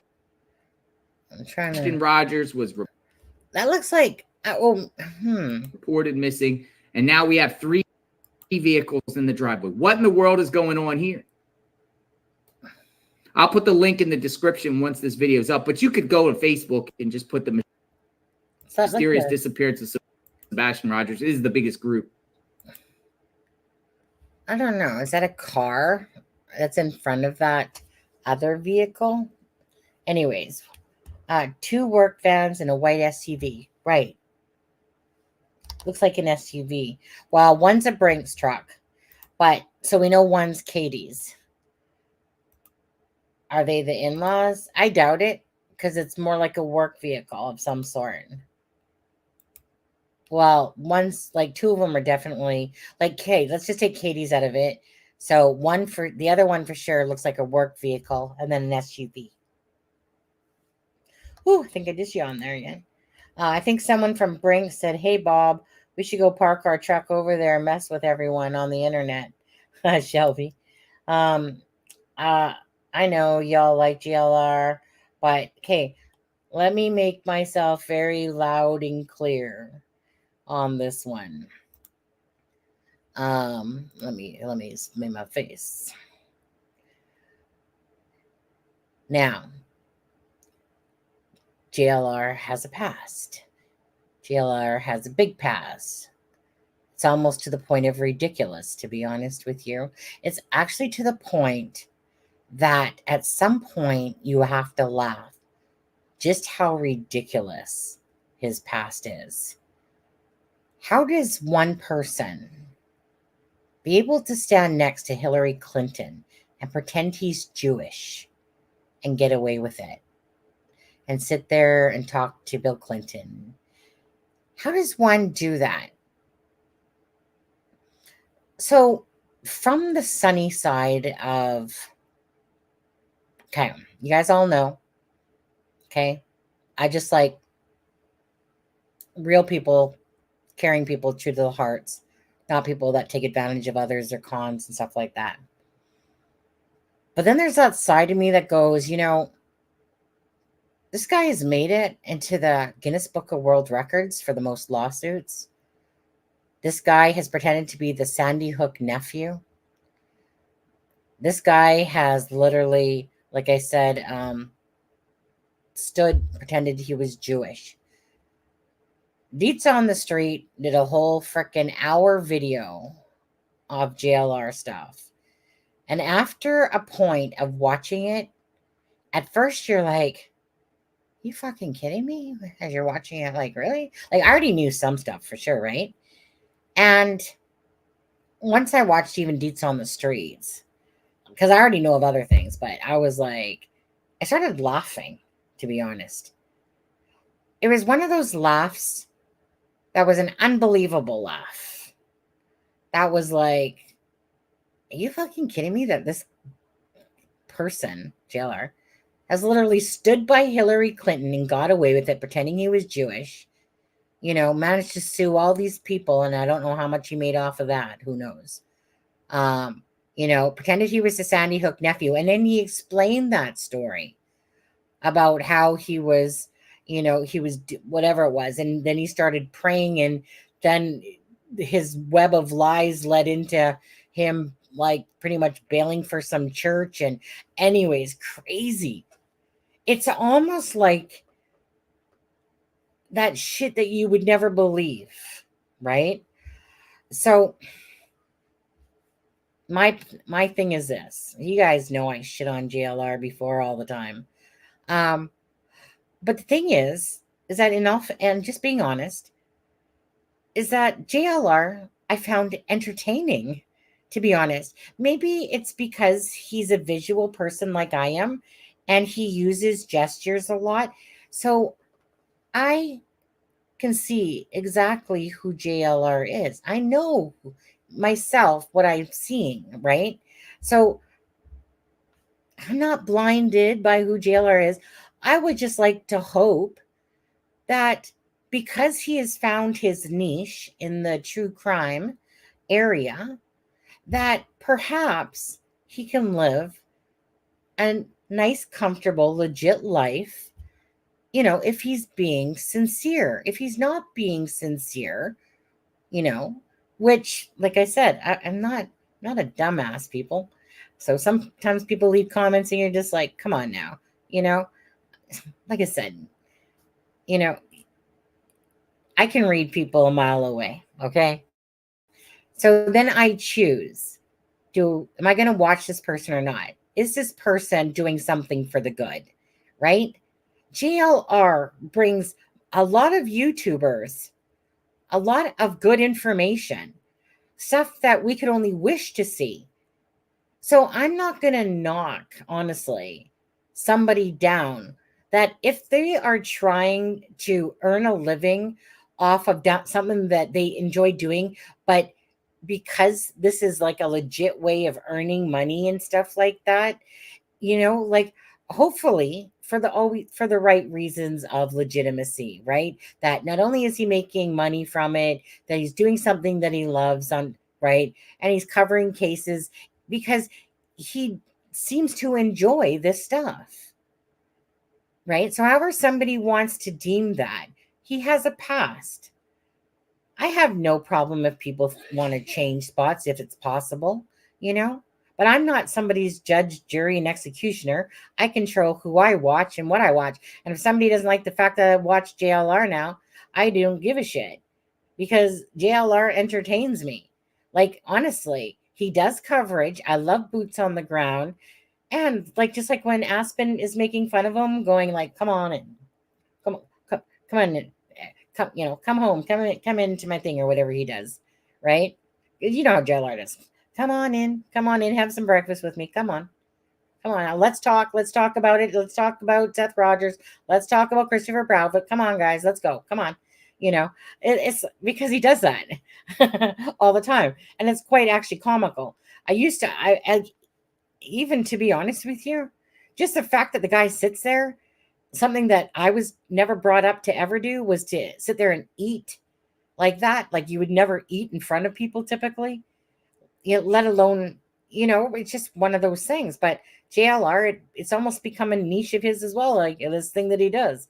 He has breakfast with people. He has lunch with people. He has dinner with people sometimes. Typically it's breakfast, but he has no problem chewing and talking at the same time and stuff like that. And again, to be honest, I would rather watch him than some boring ass freaking live. JLR offers, a certain thing within true crime. And a lot of people actually like watching JLR because he does boots on the ground, So for me, I decided myself that I'm going to overlook something that I typically would not overlook, which is somebody who typically has a shady past. I typically would brush them off to the side. Hey, he's not my boyfriend. He's not my lover. He's not my friend. He's not whatever. He is basically a YouTuber. He calls himself a journalist, gonzo journalist and whatever. Bottom line is, I want to watch his coverage because if somebody ever does boots on the ground coverage for something that we can get a better visual, I'm going to appreciate that. So I put my own, say whatever you want to call them, if you want to call them morals to the side, because maybe I'm too harsh at judging people. Maybe I need to soften up because there's a lot of people out there, maybe even in this chat right now, that have done some pretty shit things in their life and maybe have some regrets. Or maybe you're still a shit person, who knows? But at the end of the day, I'm nobody's judge, jury, and executioner and stuff like that. And I can't sit here and preach that I'm this perfect person. Have I done a lot of things wrong in my life? No. Have I done things that I'm not proud of? Absolutely not. No, just kidding. No, but you know what I'm saying? Nobody's perfect. Some people do more things than others, but whatever. At the end of the day, I'm the one that decides who, what, when, where, and what I do. I'm in charge of my own actions and thoughts. If somebody doesn't like that I watch JLR, tough titty, said the kitty when the milk went dry, right? Don't care. Why? Like I literally would not care because I wouldn't tell somebody else who they should watch. The only one time I got really upset was when Anthony Greeno came out of jail and all these people that were basically licking his asshole were all that were all talking smack about him the minute he comes out of jail and makes a channel, right? and then they start licking his asshole right after. And I was like, you know what? If you guys want to be that way, sure, go ahead. Don't bother to come to this channel then. That's the way that you traders want to act. But then I was like, well, I don't really have a right to do that because people can watch whoever they want to watch. It's not my call. I was just pissed because I felt like a bunch of people were being a bunch of backstabbing bitches, in front of my face as they sat there and they, talked trash about Anthony Greeno. And then they're all in there like dirty shirts sitting there watching, So once I got over that little bit of anger, which was very quick, I just realized it wasn't my place to tell anybody who they should watch and, that they're not welcome here because they're watching this. It's only one time I got upset about that, to be honest with you. The only second time I'd probably get upset is when you're doing a live and then the chat is talking about everything else but the live. And it makes you feel like, oh, are we that boring? That you guys are all going off on whole different conversations. Not that you guys can't talk about different things, like, hey, mid dinner. But sometimes when you're doing a live and you're looking at the chat and pretty much everything comment is about dinner, food, what allergy pills you're taking and stuff like that. Sometimes you look over and you're like, and then you know that they're not making any comments to what the live is actually about. Sometimes you feel a little bit hurt by that because it's like, well, what am I doing this live for? Is it for a group session or is it that you want to come in here and listen to the live? But I also am very much aware that we have a lot of regulars that just like to come hang out. Doesn't matter what we talk about. You just like to come hang out, right? And I like to come hang out with you guys too. But there's been a couple times when it's like you're doing a live and it's like no one even seems even interested in what you're talking about. And it's like, oh, well, might as well just stop the live right now then. Might as well just go sit there and talk about pancakes or muffins or something like that. Anyways, nobody's perfect. I don't judge people by their past. But yeah, see, I'm very guilty of judging people by their past. But everyone likes different things. He is not for me.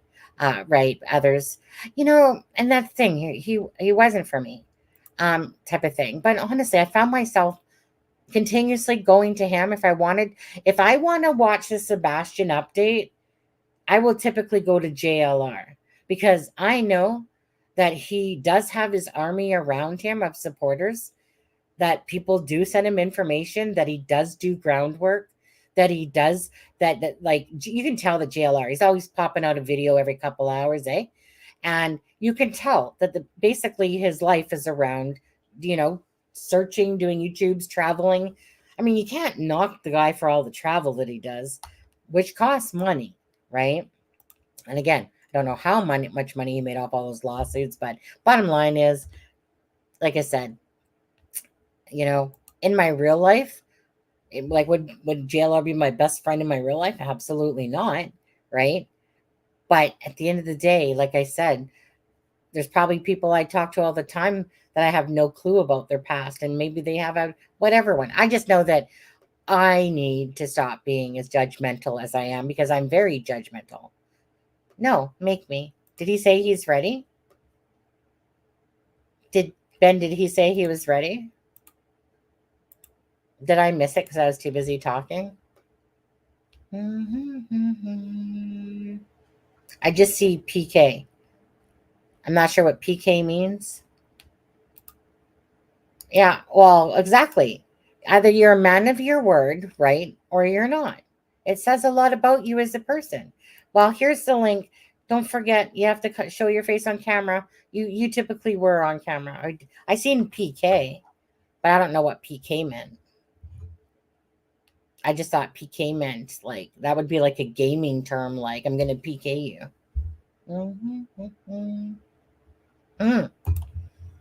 Yeah, we can always talk about Adam when he's not here.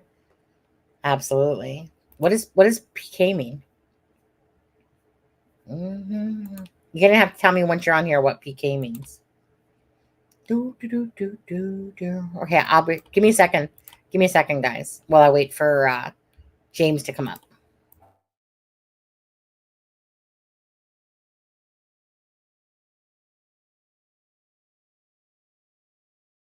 I'll play JLR for a sec.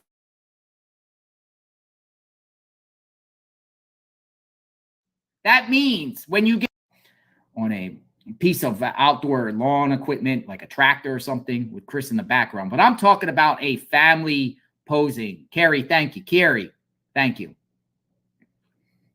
I've never seen a photo with Mr. Proudfoot, Christopher Proudfoot, with Sebastian. Why? Why? That's supposed to be the child that he's supposed to love and cherish when he got into a relationship with Katie Lynn Proudfoot, a.k.a. Katie Lynn Payne. They exchanged vows. That means when you get in a relationship with someone that already has children in their relationship, you're supposed to love the child. But I have yet to see any photos of Christopher Proudfoot posing with Sebastian. And that's very telling to me, considering that we heard about the belt incident. We heard about the belt incident that happened supposedly when Sebastian was 15 years old. Sebastian just turned 15 a few months ago. No photos with Sebastian. No photos with Sebastian, but he can do those things to Sebastian. He likes dogs more than Sebastian. He'd rather pose with dogs more than Sebastian. That's the way I see it. Do you guys see it otherwise? He'd rather pose with an animal. Did you guys ever see this? See, people communicate also with Chris in our group. There's people that communicate with Chris. Red flag, ATS News. I see it. I'm telling you, there's a red flag. Look, first off, let me show you something. There is a individual out there. His name is JT. He has shared this event. Apparently, folks, people are tired of the Proudfoots. And there's going to be some sort of, I don't know if this is a protest. I don't know if this is a protest or what this is. But there's a flyer being shared. And the event is sponsored by an individual named JT Olson. And in this event, it's a Proudfoot Open Rebuke. Share now. Saturday at 12 p.m. Saturday at 12 p.m. at the Yellowstone or at the Yogi Bear campground where the Proudfoots are staying. And I guess this individual is going to bring a... There you are, James. Whoops, one sec, James. Oh, James, you have your TV going again. Share now. You need to mute it. Mute your TV or whatever you got going. There you go. I think that's better. Hey, buddy. Can you hear me?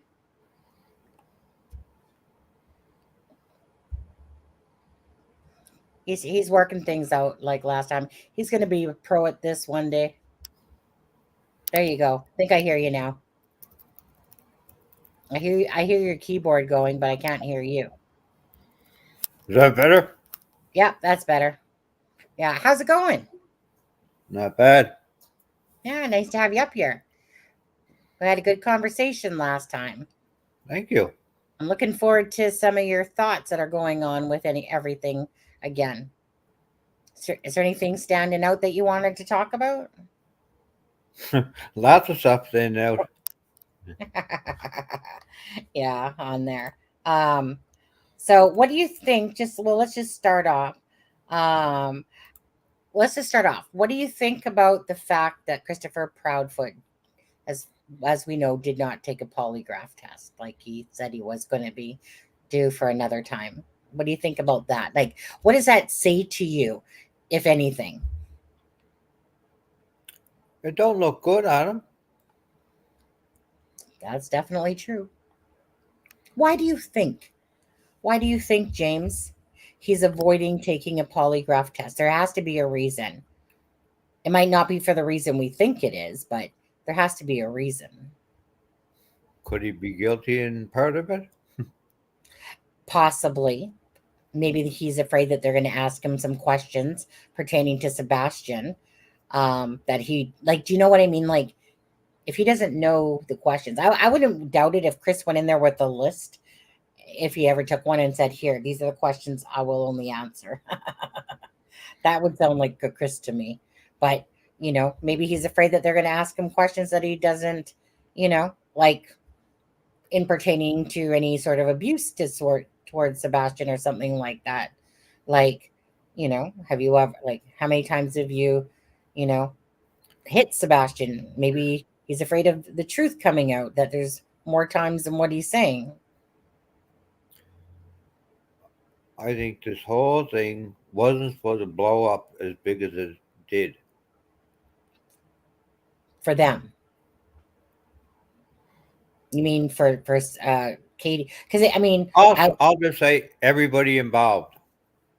Okay. Because I love the way it's blown up for the sake of Sebastian, for the sake of Sebastian being out there missing. I love that aspect. But the way that it's turned out with the Proudfoots, especially, or even Seth to a point, because people, like I said, to me, anyone that's showing shade at Seth, for me personally, I just think that's unwarranted. He's showing exactly what a parent should be doing. If you're guilty, are you going to really, like, if you're guilty of anything, are you really going to be sitting there, blood, sweat, and tears every day looking for your child? We've seen Barry. Do you know the Suzanne Morphew case? No, you don't, because you said that you actually only really know about this case for the most part, and that everything that comes up on your screen, if something is mentioned about Sebastian, it pops up to you. So yeah. So does anyone know Katie parents' names? No, I don't think so. I don't know Jenny personally. Yeah. What other thoughts about this case? Because there's no big updates, but I don't know. What else have you been thinking about since you were last on? Besides the flashlight video at the moment, or besides the light video at the moment? Let's not talk about the light, please. Yeah, that's just going to be a dog chasing his tail around, right, for about a half an hour. But yeah. I don't want to get mocked. Pardon? I don't want to get mocked. Mocked? No, because there's a lot of people that still think the same way you are about it. But we won't get into that right now. We can if it comes up again. But okay, it's going to come up. It will come up. It will come up. But the thing is, there's a lot of people that are still, like what was in chat the other day. There's a lot of still people that still have your point of view. Like even Charmaine, like she's like that's no freaking garbage truck, Like I get it. Okay, let's avoid that conversation just for now. Okay. Because I want to like say talk about these other things here. So I would love it if Seth would come back and answer this question though, because he said that somebody had sent him a picture of things that are apparently Sebastian's behind the, what's it called again? Texas Roadhouse. Yeah. Mm-hmm. I have to take that one with a grain of salt unless Seth says, like, and yeah. And the pair of glasses that was found on the side of the road? Yeah, but those were already deemed as that those were not Sebastian's. Right? Because those would be easy to tell by the prescription. And so, go ahead. Law enforcement's not going to tell you anything. No. Even if they have something, they're not going to blow their case. No. They're going to tell you what they want to tell you when they need to tell you it for a reason. They won't even tell the parents. No. Seth knows that. If they suspect them, Yeah. sorry, don't get my teeth in. One sec. I'm still here. Mm-hmm. I feel like I can't drink enough today. So thirsty. But anyways, yeah. And, that's what's frustrating Seth too, somewhat. He knows. He works for law enforcement. So, to a point he understands, but this is his child. And it's like, I think he had said that when I asked him about, hey, well, like, do you have any thoughts basically about perhaps somebody having Sebastian, in a sense? And he said that there's some circumstantial stuff, but that the TBI won't listen to him, you know, like, or it won't tell him anything, of course, right? Like I said before, yeah, I think somebody has him. That's where I'm at with this. Do you think willingly or unwillingly? If you were to pick between the two. Didn't want to go, but forced to go, like unwillingly, I guess. Yeah. It's like, I mean, James, we can spin our head so many times about everything that Katie and Christopher, well, especially Katie, right? I mean, really, truly, Katie's the one that supposedly is the only one at the house. So it's kind of like, well, Christopher was there, but he said, okay, just a memory here.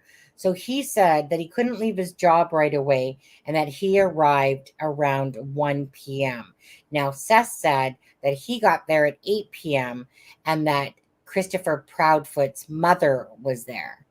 Um, but he didn't know how long she had been there for, just that she was there. Um, so everything we listen to, for the most part, is really just based on everything that they keep trying to tell us. But we don't know what is truly true and what is not. LE does. They know.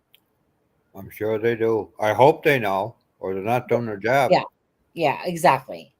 I would lean to believe that Ellie absolutely knows where Katie Proudfoot was at every inch of that day, or the last 2 days, if not before. I believe that they know exactly where Christopher Proudfoot was. But again, kind of like what I said earlier, I'm not sure what time you came into the live at, but kind of like what I said earlier, is that let's say Christopher or Katie lied about their timeline that they put out to the public, or even lied to them about.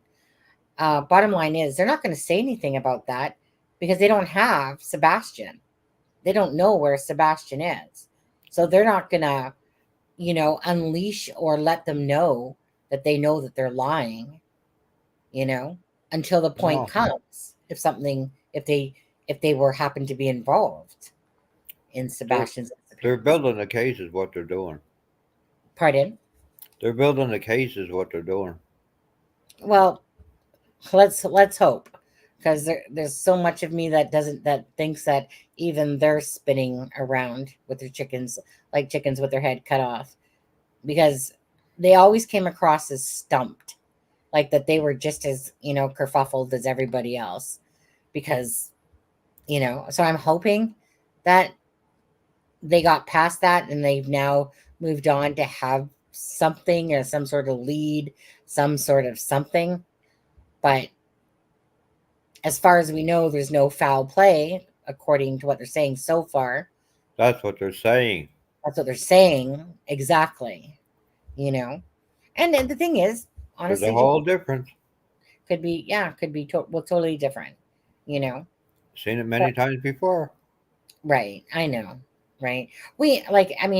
Anyone's would be idiots to think that Ellie is just going to hand us over anything at all. It's all good. And this is where always, of course, the speculation comes from, because we only see part of the story. We don't see the full story like Ellie does. Well, at least we believe that they should know pretty much the full story. Like, sorry, I'm not yawning because of you or anything. It's just been All right. I've just been doing a live each day. And every time I say I'm not going to do a live, I end up doing a live when I really should just be having a rest, because, I probably could use some extra sleep this week. I'm not going to lie, but whatever. Um, I don't get the rest. hey, I don't get the rest. no, why not? Uh, Well, you have to have a reason why you don't get to rest. because I have things to do. 24/7? Pretty well, yeah. Yeah.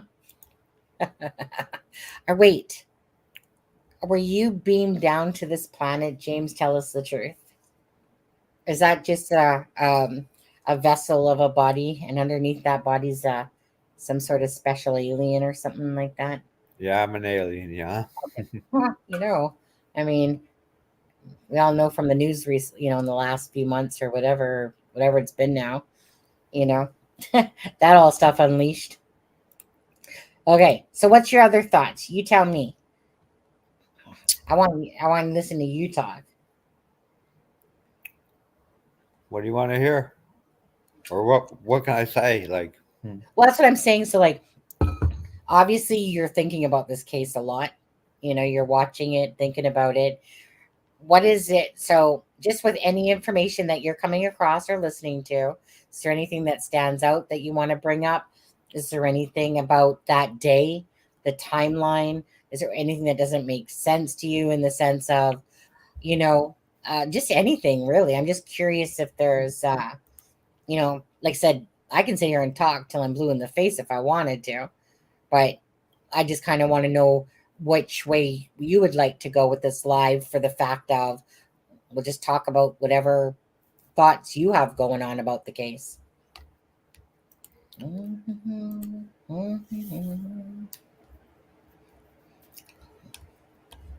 it seems like they wanted to get rid of him, put him in hiding, so either they're having financial problems. This is hypothetically now. Yeah, it's sus.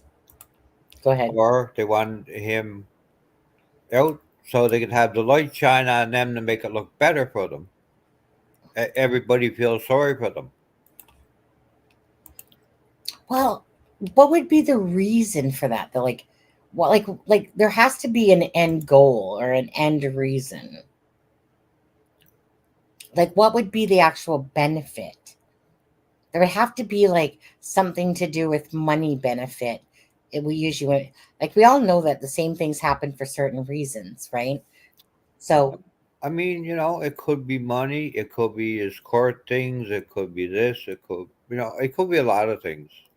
That's what really you don't exactly know.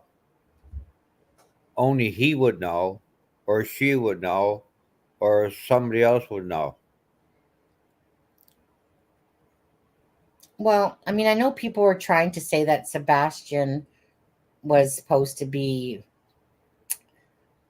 a witness or something like that, involving like the case, whatever, with his daughter. But I mean, Christopher Proudfoot, I know, right? I know.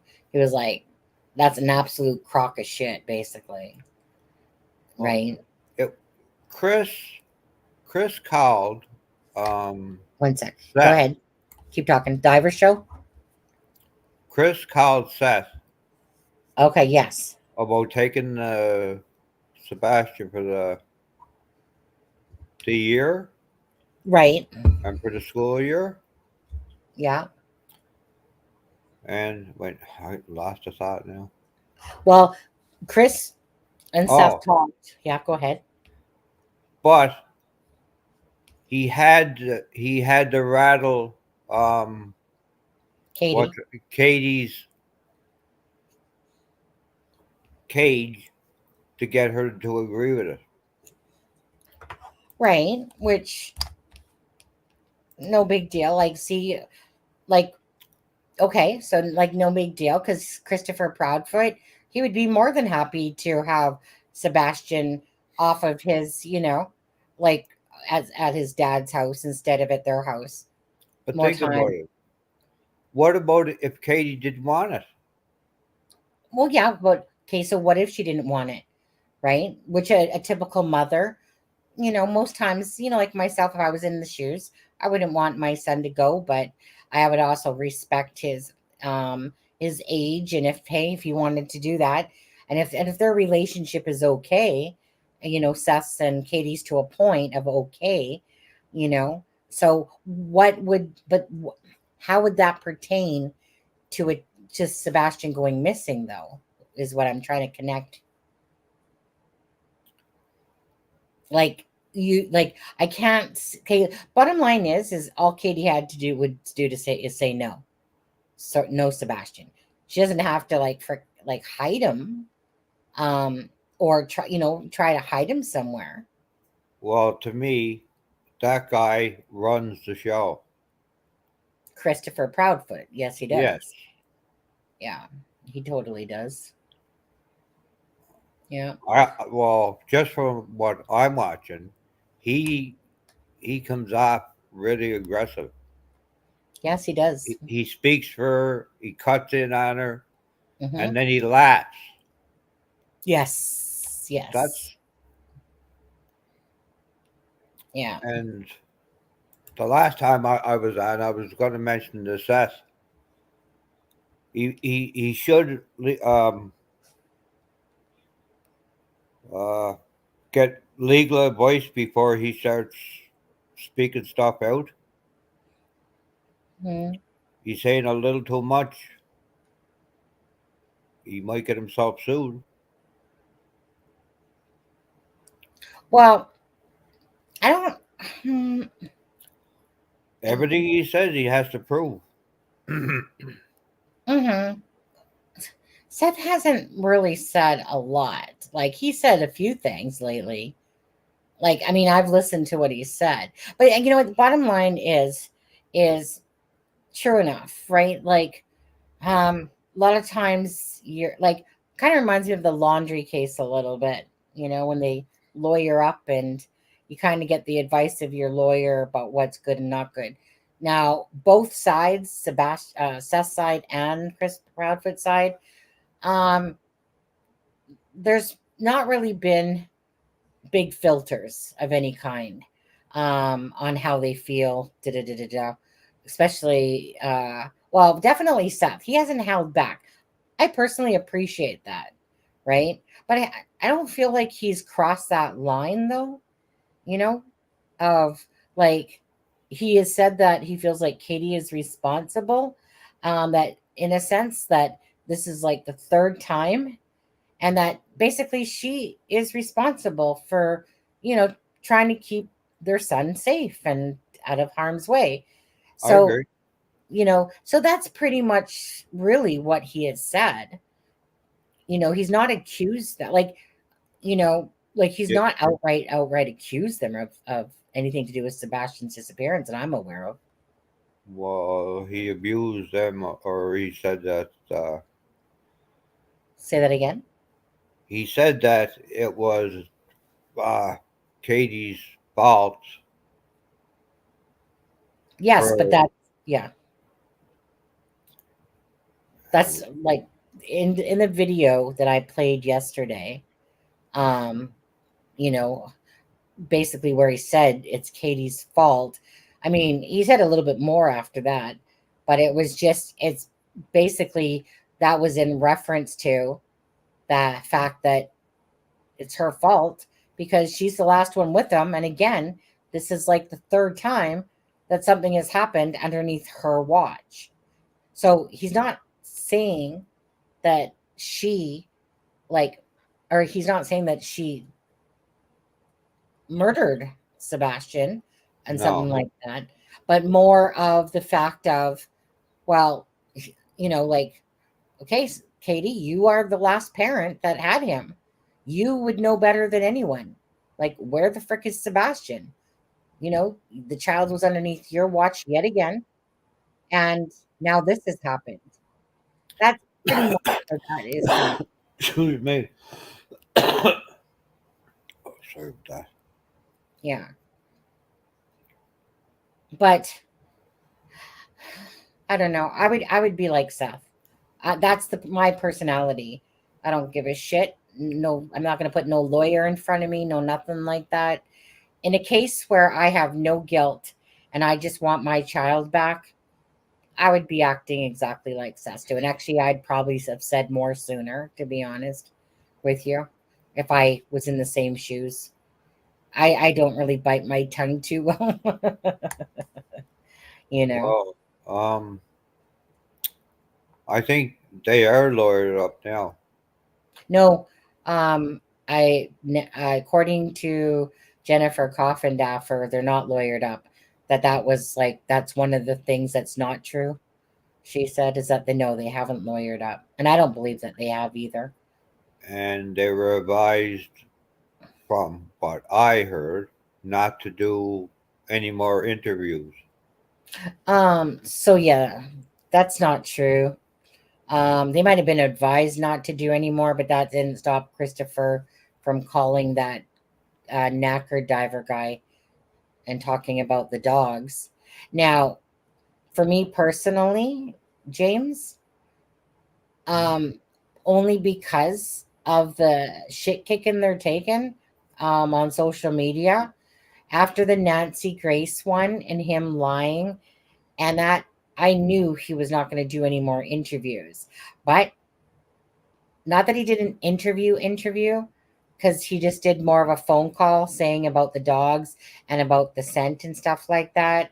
But trust me, Mr. Christopher Proudfoot, you're not going to see him sitting on people's YouTube channels too much, because again, he's at that point now. He knows now that no matter what he says, everyone is looking at every detail of him, and they're pretty much bashing him left, right, and center, right? So he did it to himself. But after Nancy Grace embarrassment and not taking the lie detector, that guy's not doing any interviews for that reason. And he should shut up, but he's such a dumbass that he'll probably come out at some point and start talking again because he can't control himself. You know? Every single interview, there's not one the same. Nope. Yeah, when I have time, depending if Sebastian is located by this point, when I have time, I'm going to really go pick apart each of the interviews that Christopher Proudfoot did with Katie. And I'm going to go pick apart every detail of those interviews. Like I've already picked them apart to get a timeline, but I know there's things that when Smiley's World or whatever, or the other one that they did a couple hour live, Duchess and that. That one I listened to about 3 times, Duchess, but sorry. Yeah, you Just have to listen to them a few times. times because you miss stuff. Yes, exactly. When I watched the movie Dumb and Dumber, do you remember the movie Dumb and Dumber? With what's his face? Dumb and Dumber. Come on, Ace Ventura, Pet Detective, Jim Carrey. Do you remember the movie Dumb and Dumber? Mm-hmm. Okay, so after watching Ace Ventura, Pet Detective, and then I seen Dumb and Dumber, I walked out of that movie theater going, "What a stupid fucking movie that was! Like, what the hell did I just watch?" Because my expectation was that it was going to be as funny as Ace Ventura. Instead, I was watching this stupid slapstick comedy. Now, when it came out on DVDs at that point or whatever, I watched it again.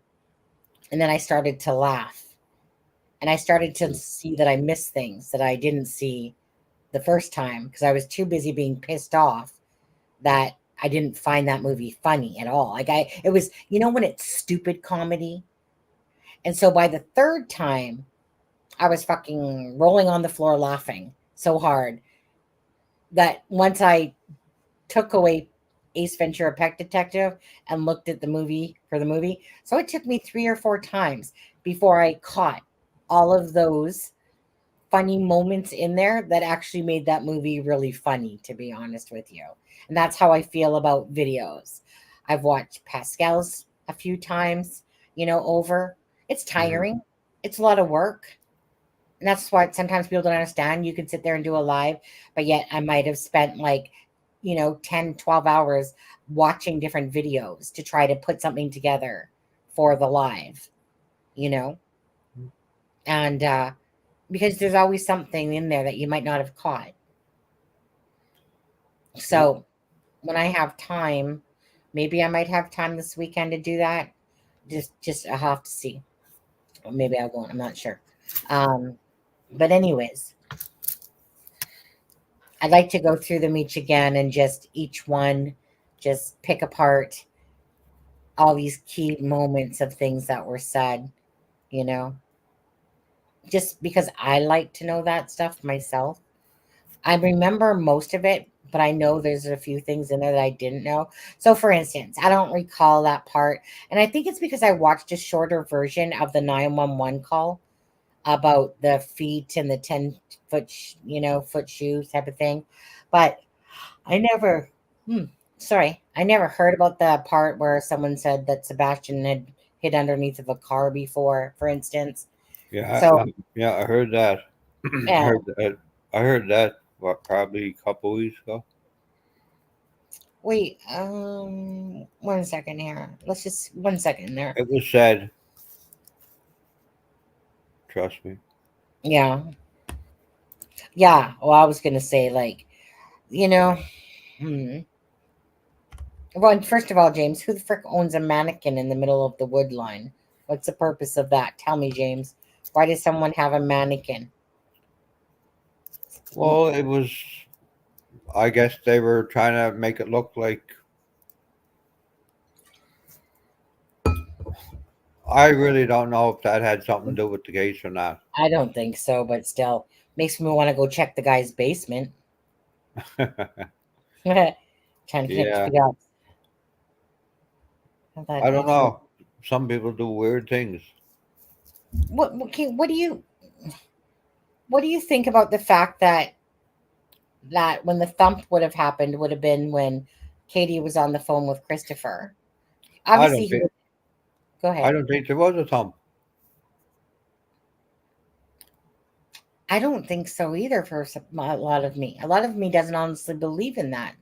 That thump, she said, I don't care what you're doing up there, Or but no, get in there.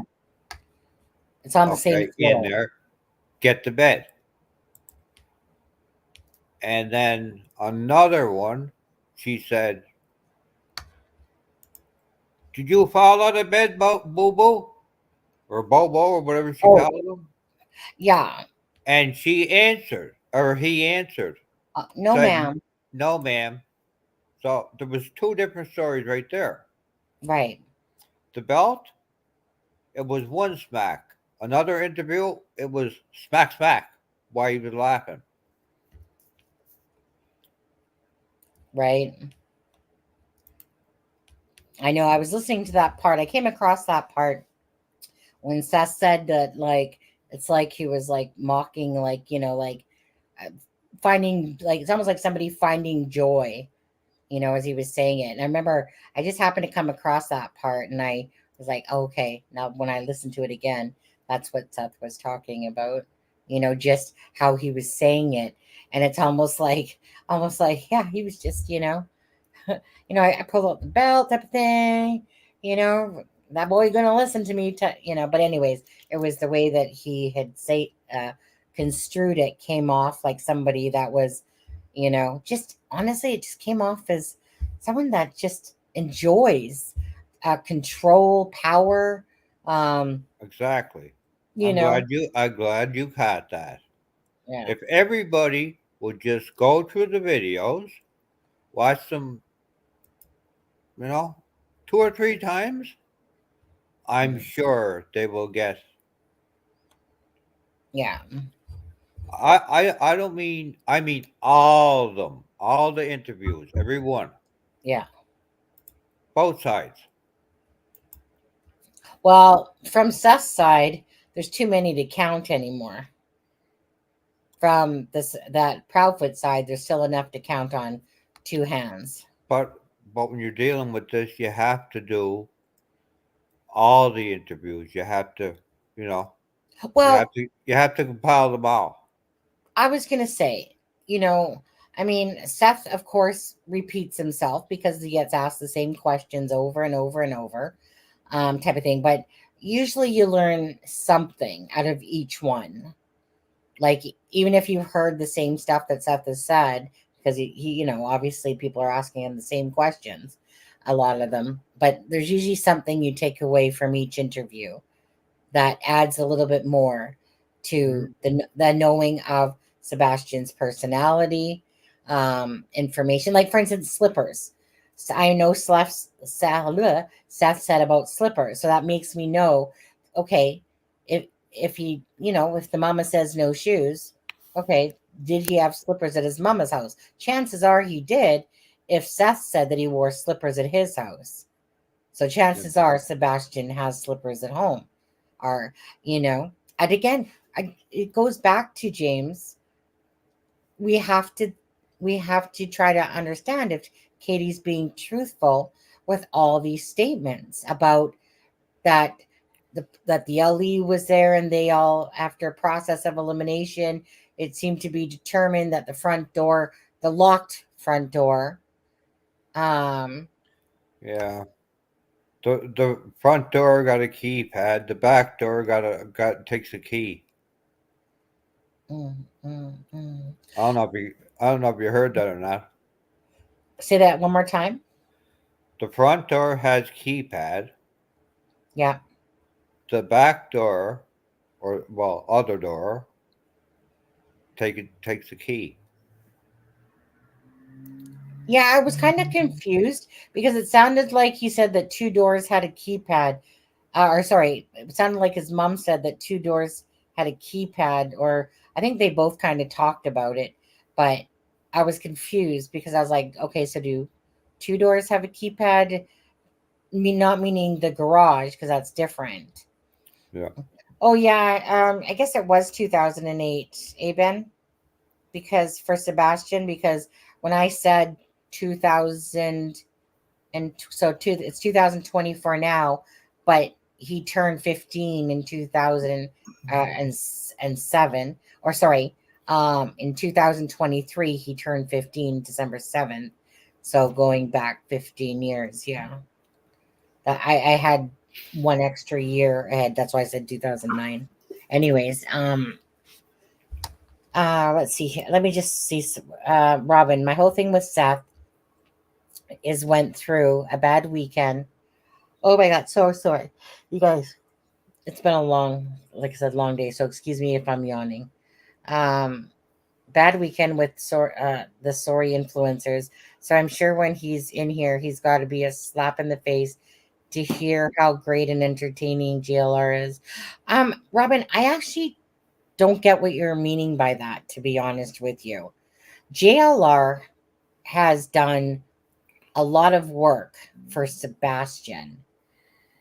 Now, I'm not sure where you're saying that JLR and Seth are at odds.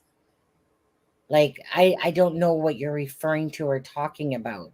So I can guarantee you, I don't think it's a slap in the face to Seth, like you think it is. But I'm still not sure what do you know what she's talking about?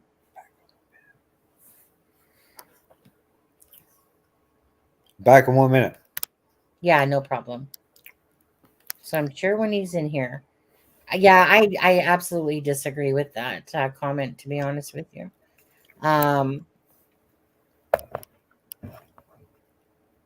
Like, I don't understand why JLR is the target of these bad weekend with sorry influencers. Like, I can understand the whole Cajun Navy thing going off, but I don't know that there's this bad blood between Seth and JLR. Sonny, if you watched the Pascal interview Seth did, maybe you would understand. Is that the recent one, Robin? Like the one I haven't watched yet?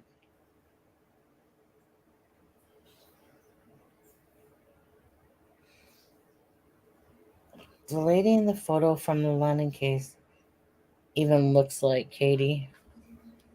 Yeah, kind of, Ben. Yeah. We don't need to see Chris's melon head on his sign.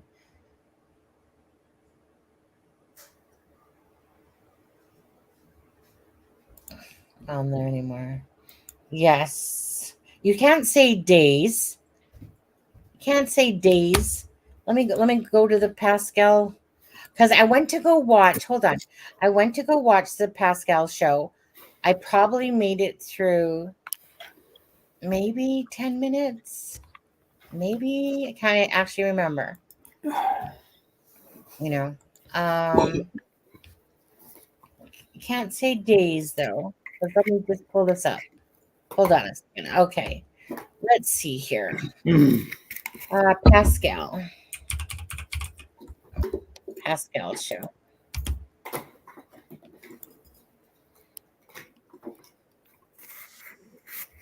Oh wait, he just streamed.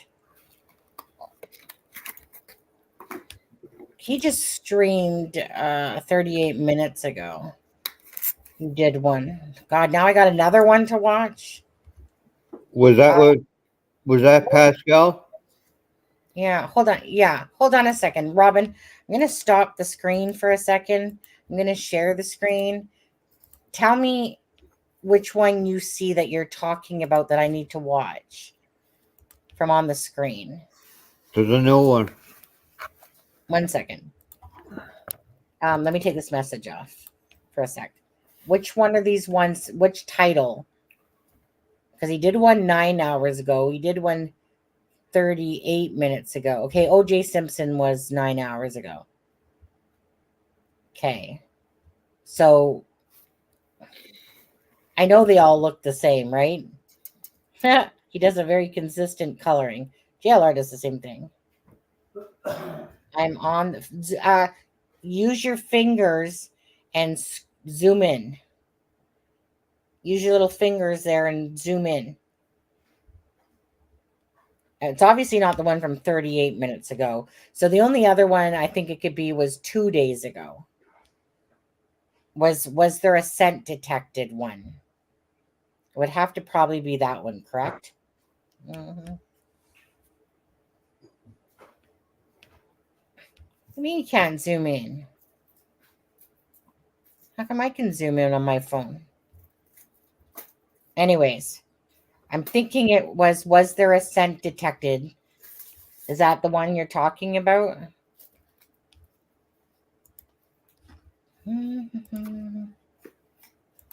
It's like, and then he says, Yo, "This is what crowd. look at that. What crowd?" I watched 42 minutes of it. Of this one. This had to be the one. That's when I started watching 42 minutes of. If I can zoom in on my phone, is yours an iPhone? If I can zoom in on my phone, you can zoom in on your phone. No? Can you zoom on your phone when you're on a live? When you're watching a live? Maybe not. I don't know. I don't usually use my phone on there. But anyways, this is the one from 2 days ago. Okay, go towards the end. Okay, so let's see. They had that a dog caught a scent, that etc. All right, Sebastian, thank you so much. This case makes me sad and sick to my stomach. Sending you love and support, Pascal and friends. Thank you so much, Reality. I appreciate it.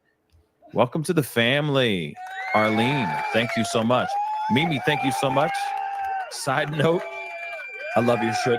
Okay, I'm just trying to. After the show, and then the subtitle would be tracked. I don't know if he knows about all that. Pascal, you're too good. Thank you. I appreciate that. Seth isn't even on at this point. But again, very interesting information. So, on a track. How could it be this one? Oh, I'm going to run out in these woods and never come back. Hold on a second. Sorry, James. Seth. No, yeah, I can zoom in. That's what I thought, Lacey. Read through explanations of differences between scent tracking and cadaver dog on the United States website. There is a lot of. And why haven't I made you a mod before? Did you ever want to be a mod? I can't remember. Because I can mod you up and every time whenever you want to drop a link. But I can't remember if I gave you one before and then you didn't want it. I can't remember.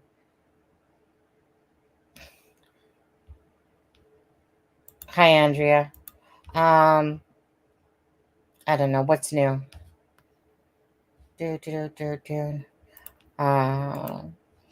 Covering Sebastian's case. No modding, too much work. There's no work to it. You drop a link. This is a no pressure job on this channel. And anyways, I don't know which one you're referring to, but Seth isn't on this particular live. So there's no point, I don't think, it must not be this one. I even said it on last night's. Right? Because it would have to be probably one that Seth was on, I'm sure. Let's see. My son deserves better. Katie Proudfoot speaks so. Unless you can tell me which one and go find it, I don't have time. I don't want to sit here and try to look for something for 20 minutes, to be honest. No offense on that, because I would like to play what you're talking about. But I don't know which one you're talking about there. You had one up there where what's his name? Chris. Chris was talking about the trails. The trails down to the pond, and he was sort of like making fun of them. Who showed somebody leaning over a truck. Yeah, that's one that was just in this one that I played. That's the one where Christopher Proudfoot called. He was talking to Knacker Divers, and Knacker Divers was leaning on the truck. Yeah. Thanks, Ben.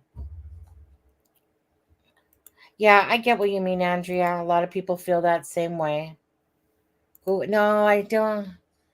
No. I don't want to get all sidetracked with a bunch of other stuff. Maybe on a different live than on that. But I'm just too tired to sit there and try to be Googling stuff or trying to find stuff in a video and stuff like that. I got James up here right now, so I don't want to sit there and spend all this time trying to, sit there and I don't know. I just don't feel like looking at it right now. We can look at it another time about the different type of dogs there are. I mean, that would be interesting. Do you know anything much about dogs? Me? Yeah. If I Google New York, 100 billion things are going to come up. If I Google New York.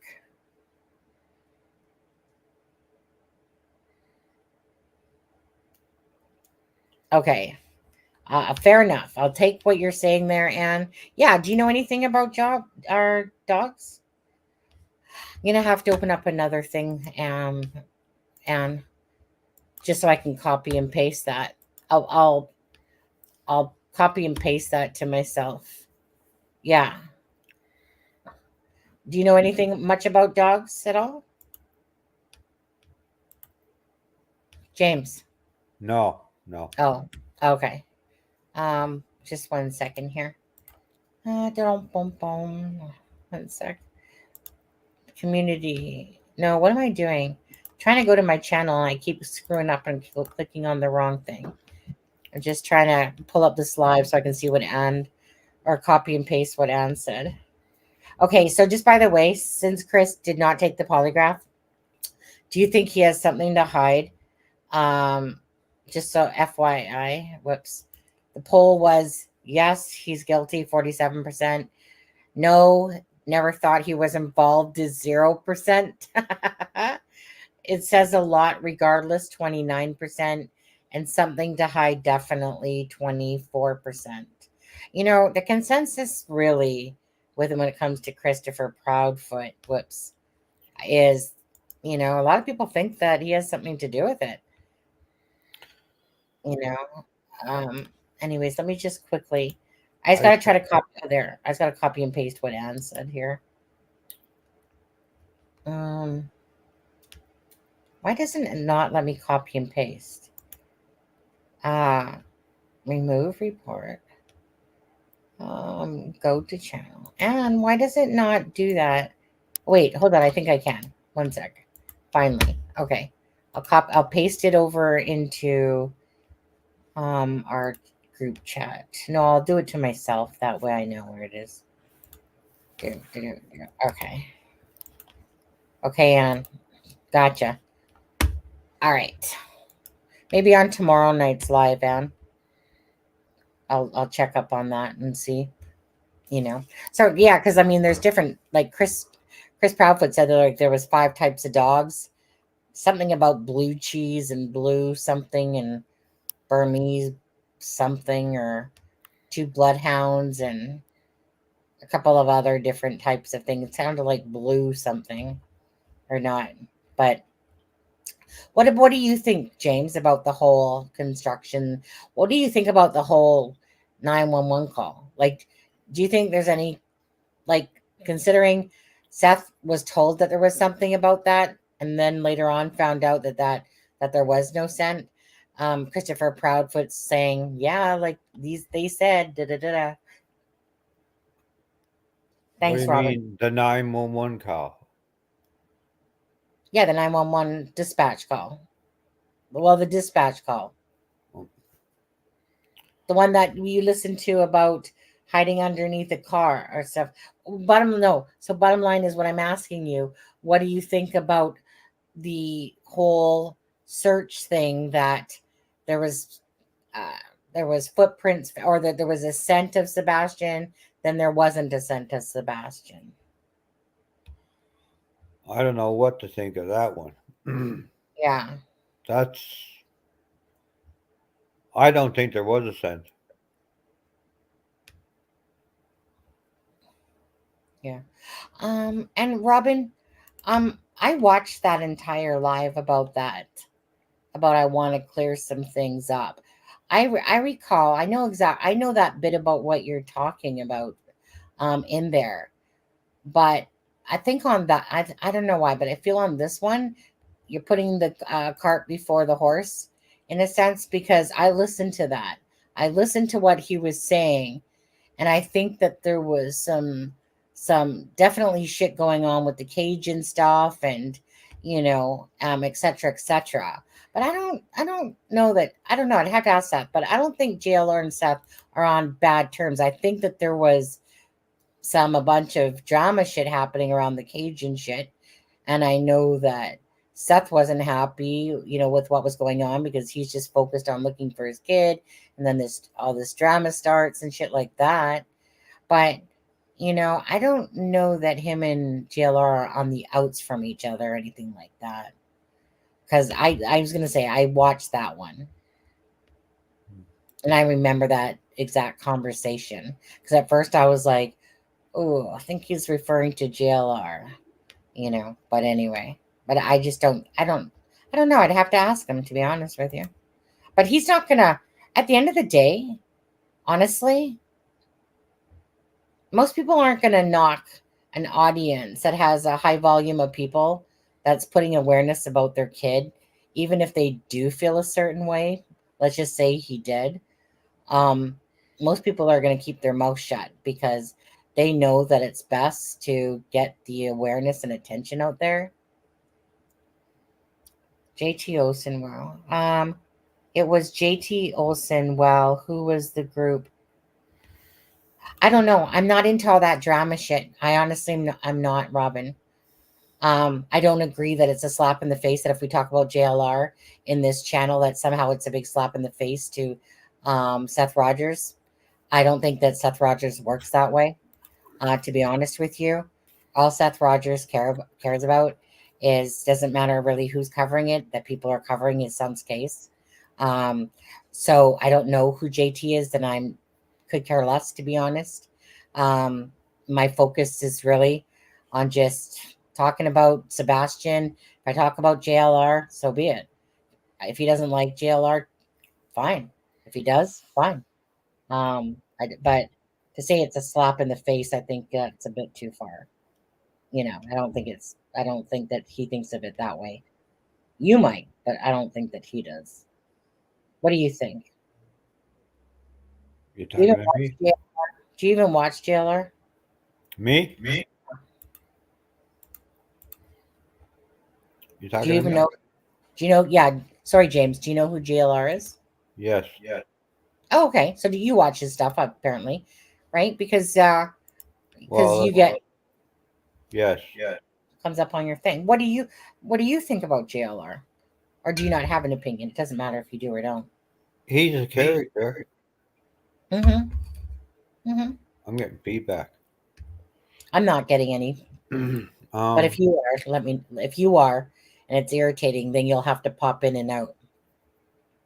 He's a character, but he seems to be devoted to what he what he sets out to do. He flies to these places. He rents vehicles. He's paying for hotels. Mm-hmm. So, James, I can read you like a book. I know exactly what you're saying.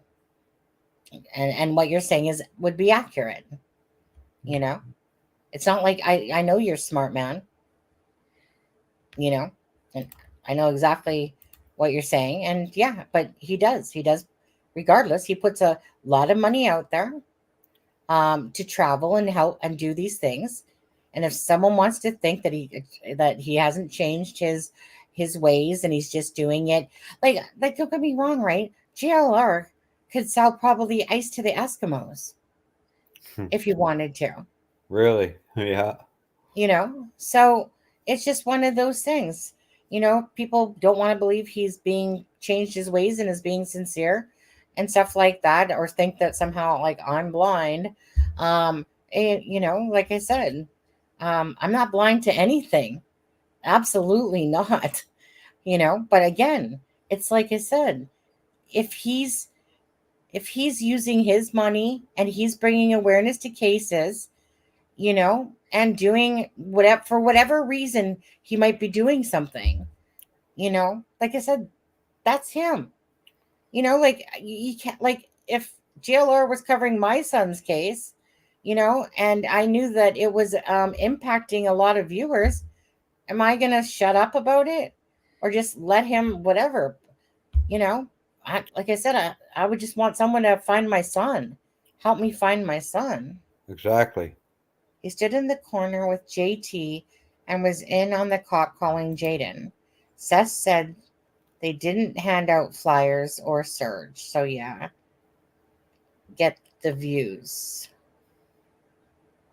Again, I watched a video recently of someone standing on a corner, someone coming up to some dude and going like, what's the purpose of this protest?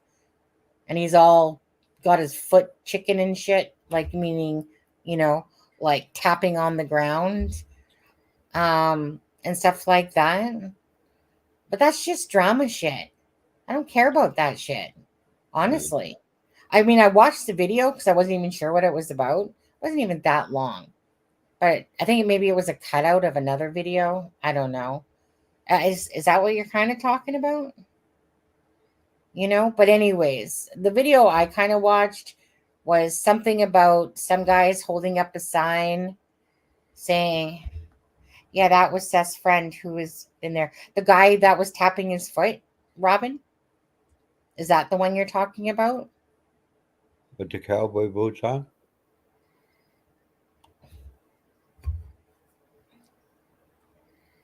Mm-hmm. Okay. So, that guy was kind of being aggressive. Like honestly. Like I was watching this guy's tapping his foot and he seemed like he was getting all worked up. And he's like, what's the point of this? And I'm thinking like, what do you mean, what's the point of it? Like they're literally holding up signs saying for Christopher Proudfoot to repent.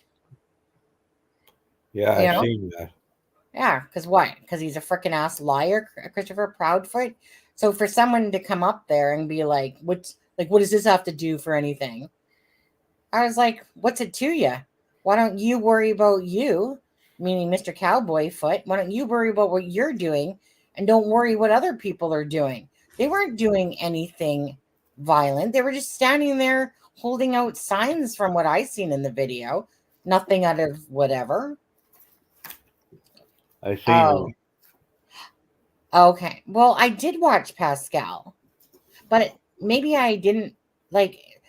I watched Pascal when they were talking about the UCN, but you're saying it's not about the UCN. Okay, I'll have to go back and look at that, Robin. But either or, yeah. I mean, I'll have to go back and watch that part then. I don't know. All I know is that shit's just drama, drama, drama. And I usually like for me to even watch that video that I did, is amazing because I usually don't give a shit about stuff like that. But I still don't think it's a slap in Seth's face, type of thing. To sit there and talk about JLR. I think that everyone has their perceptions, and just because somebody feels that way, like you might feel that way, but that doesn't mean he feels that way. He might, but that's his perception, and he might totally not even be asked by it. I don't know. I'm not here to ask for somebody's personal, hey, do you like this person? If not, I'm not going to talk about them, type of thing. I don't play that type of game. Hey, that's a nice grizzly on your avatar on there. Anyways, yeah. I think that Seth is tired. He'll come in here when he wants to. Pascal is I think Pascal is mostly his go-to person that he goes to for doing lives, and I would like to think that Seth is wiser, because at first I'm sure he gets bombarded with all these people and he's like looking for all their help, but like anybody, I think that after a bit that people start to see who are the true people that want to help me and who are the troublemakers or stuff like that. If he deems JLR as more of a troublemaker, type of thing, so be it. At the end of the day, does JLR stir shit? Absolutely, in a sense, right? But hey, like I said, I'm not playing no game of I'm not gonna talk about this person because somebody doesn't like them, including Seth. So I'm sure Seth's not gonna say, Sonny, could you just not talk about that person on your live? I'm sure he's not that type of person anyway. Yeah, anyways, moving on from that. JT wrote comments on Facebook that basically Sebastian's dead, so why bother? Again, it's drama to me, Robin. Like, it's legit drama. I think what you're trying to equate to me is that talking about JLR somehow you think makes Seth Rogers all of a sudden not want to say feels like a slap in the face, right? I get what you're trying to say. I don't care about the drama. I don't even actually care to know about the drama, because I'll never look it up. I'll never go back to that. Like, if Seth's saying something on a live, I'll listen to that and then I'll, gather my information. If I missed what you're talking about, maybe perhaps I did. Again, I watch a lot of videos. My memory's older. I'm 55. Not everything sticks. But at the end of the day, I don't think that's the reason why, say, Seth was in here and then all of a sudden left. Maybe. I don't think so. I mean, I don't take him for being that type of person, to be honest with you.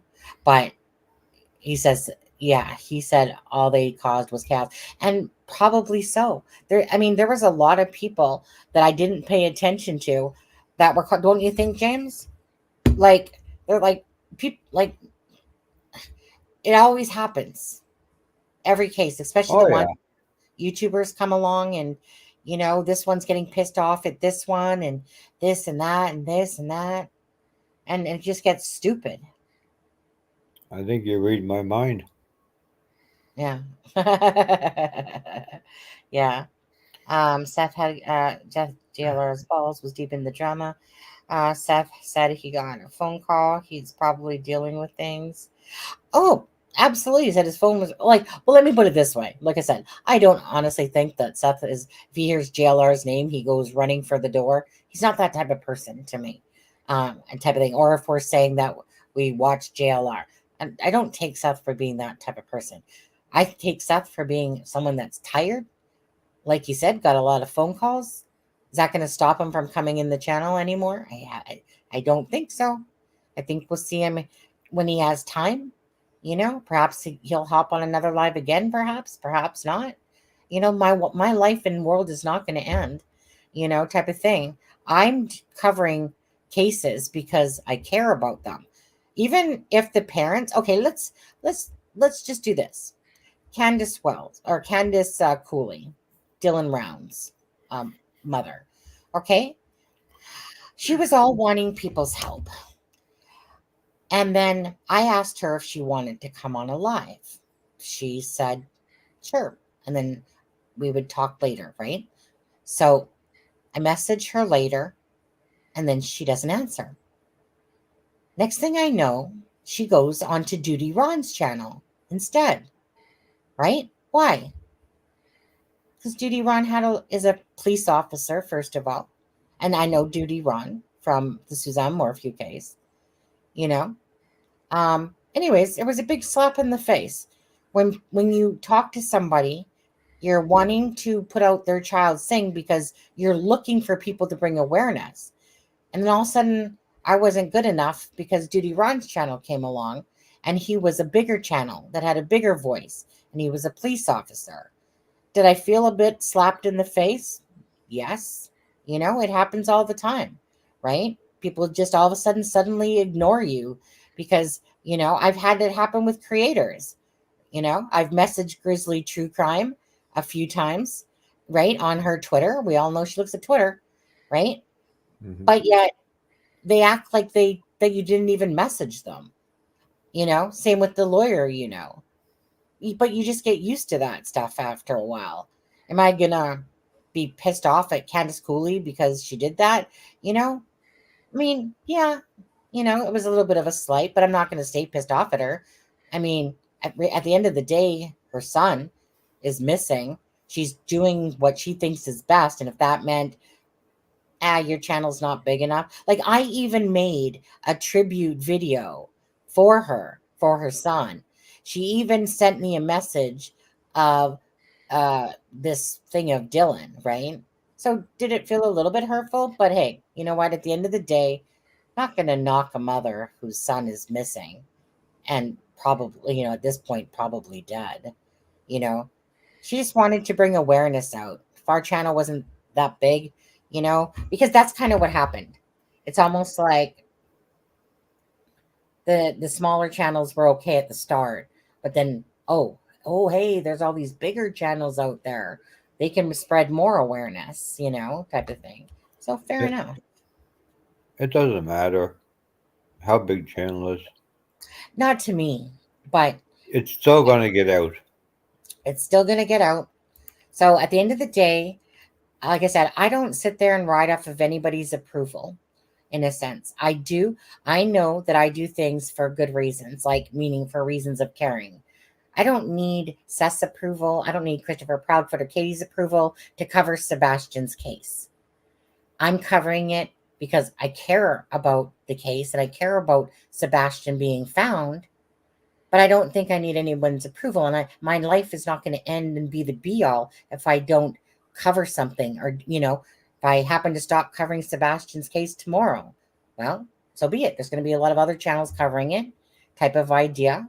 And, like I said, that would be my choice. So when I choose to cover it because I feel pain for Seth and this case and this child, but it's always for the child before anything. Meaning when I do something, it's never so much about the parents at the start. It's just about, I gravitate to the picture that's in front of me, and certain pictures of when you come across them, because there's a ton of missing people out there, but certain pictures just gravitate to your heart. And when I seen Sebastian's kind of, his smile and his, thing, it's like it lit up the room. And that's how I felt about Suzanne Morphew, when I covered her case. It's just someone's aura just kind of lights up. And when I seen Sebastian's picture, I'm just like, this face, just smiley face, just lighting up. And then I just was instantly drawn to it. And it's because I think Aspen sent it to me, I think, originally. Speaking of why don't you see Seth with JLR, remember the visual and said if you hear the prophet of Sebastian Lee. Okay, speaking of why don't you see Seth with JLR, remember, well, I played a video with Seth with JLR. Now that was near the beginning, of course, when JLR was interviewing him. You know, Robin, on this one, I think you're the one that has the biggest issue with JLR. I think you have a bigger issue with JLR more than Seth has an issue with JLR on this one. But again, and I don't think that they were just, you're talking about the mom. I don't think that they were just speaking of JLR, or even if they were. There's other channels out there. I'm pretty sure that they were talking about beyond it. And I don't even know who she was referring to. I mean, I'd have to actually care, and I don't. Like I said, I just let those people do them. We stick with what we do. And at the end of the day, everyone has their spots. Some people have, the little leopard spots and do whatever, but we just do us here. For all we know, some of the parents have folks helping them with social media stuff and just guide them here and there. Our social media handler suggests, not personal. I think I'd have to absorb that one a little bit more. This channel is bigger than mine. But yet it's small. It shows that you care, honey, the way you cover cases. Thank you. James, I like your beard, Lacey says. I care too, and it's horrible the way Seth is being. Well, we have never treated Seth with anything but respect on this channel. And like nothing, like meaning Robin, on this channel, like I said, we can only control ourselves. I'm not here to try to control JLR. I'm not here to try to control anybody else, Dolly Vision, any of the other people. How we've handled this case, in a sense, I'm proud because I know better than to sit there and accuse the parents of having anything to do with the disappearance of Sebastian, meaning to outright call them killers or, whatever. Is there mystery that surrounds the case? Absolutely. And some people just are outright vicious and stuff like that. And for me, anyone that comes into this chat and wants to disrespect Seth is going to get a big ass boot out of this channel. Why? Because Seth has proven over and over again that he is doing exactly what a parent should be doing. This is the epitome of what a parent should be doing should their child go missing. Seth is not perfect. I'm sure he's not claiming it, but he is doing everything that a parent should be doing. And for anyone to knock Seth for what he's doing for his son, do you agree, James? I agree. Like, you don't have to, but no. Well, I'll boot you off the freaking. No, just kidding. I'm just kidding. But no, go ahead. Say what you were going to say. No, I just said it. No, I agree. Yeah. Well, like I said, I feel like Seth is going through enough. He's proven his worth to me. Katie and Christopher haven't. Seth has to me. As a parent, he has done exactly, if not more, than what most people would do. But this is exactly what someone should be doing when their child is missing. And if anyone wants to knock that, then they can go get the F away from this channel, to be honest with you. Because to me, again, people want to sit there and add crap about somebody, and try to make up shit or try to portray Seth in a bad light. Like, who the F cares if he's a law enforcement or correctional officer, if he's a shit digger? It doesn't matter to me. What matters to me is actions, right? Actions speak louder than words. Yeah. And yeah, Gary Barrymore Few is as guilty as shit too. Now that one I have no problem saying. When I know I'm right, I know I'm right. Barrymore Few is, yeah. Let's see. I don't know what else. I feel like you're you're probably, it's either I'm talking too much or you're quieter today.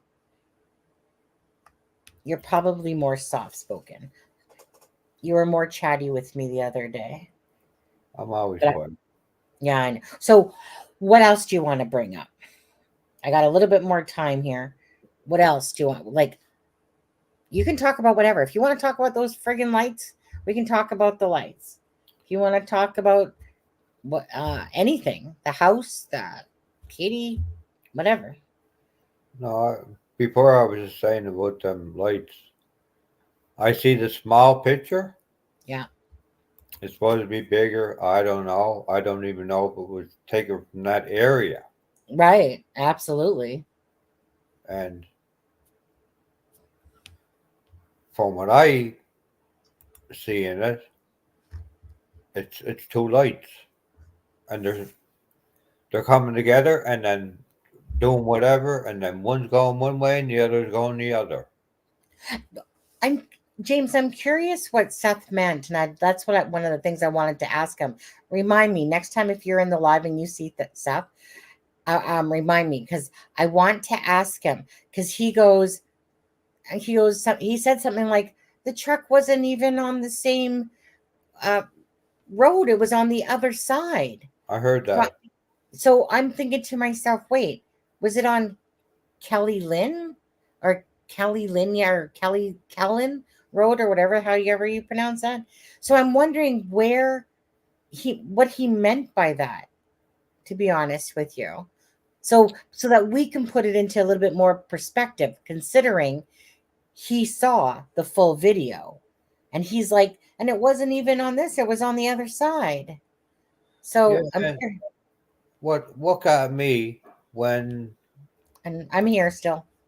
in the presser, Yeah. one of the guys were talking to, I guess I don't know, the chief or whoever he is, and they were sitting at a table, and he asked him about the lights, and he was saying, "Well, that has nothing to do with it." And then he asked him, well, what are they? He said, "Well, I can't speak about that right now." You talking about Christopher Proudfoot? No, the news guy, Okay. and he was saying, "Well, do you think it'll be any help in the future?" And he said, the officer said, "Well, it could be."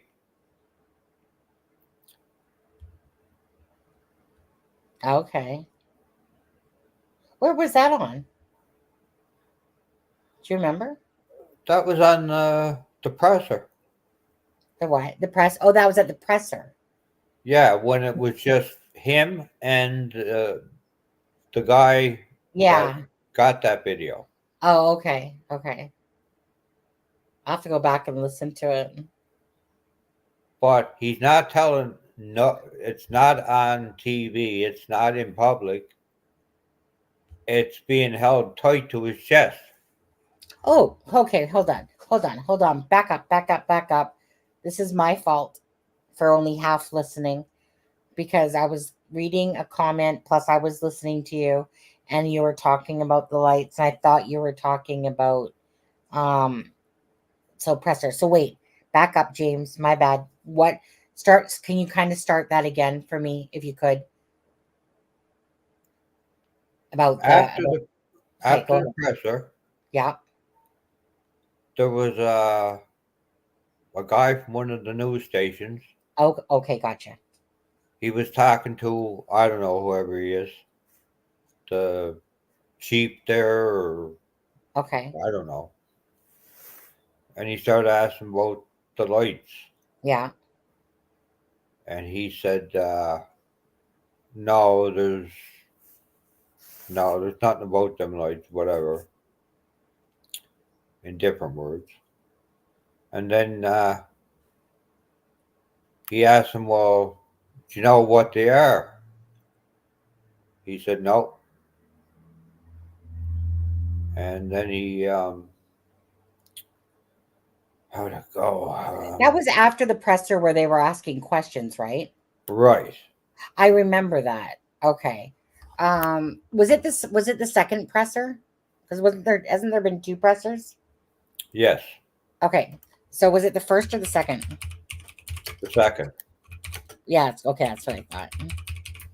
Okay. You want to? Should we listen to it again? Sure, if you want to put it up.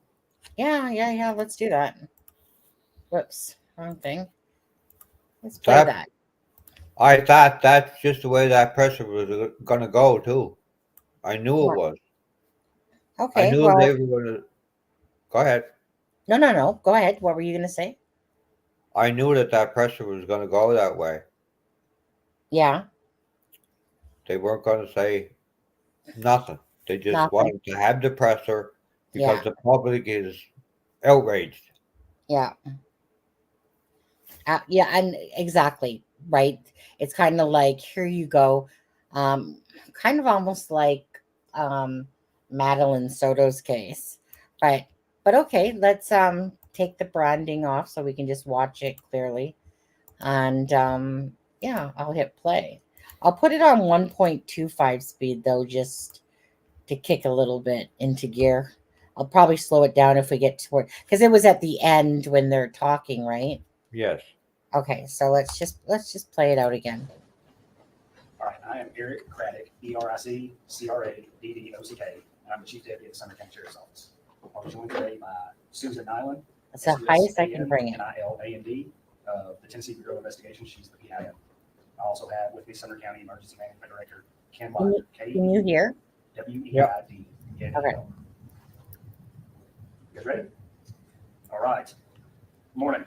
I'm Eric Craddock, Sumner County Sheriff's Office, and we're going to come to you today with an update on the Sebastian Rogers. Wow, I gotta slow Sebastian him has been missing down. Since late February. He talks too The fast. investigation remains ongoing with steadfast support from the Sumner County Sheriff's Office, the Tennessee Bureau of Investigations, and many other local and federal resources. We are exploring every lead that comes in and every tip that comes in. As I said before, the investigation remains ongoing. The entire community is deeply saddened by what has occurred. We're all extremely concerned for Sebastian's welfare. I want to encourage the community to stay vigilant, to report anything that they think may be of some significance to the investigation, no matter how minute it may appear to be to you. Please call 1-800-TBI-FIND with any tips, or the Sumner County Emergency Communications Center at 615-451-3838. We understand the anxiety and the concern that this case has caused in the community. We too share the anxiety and concern for Sebastian.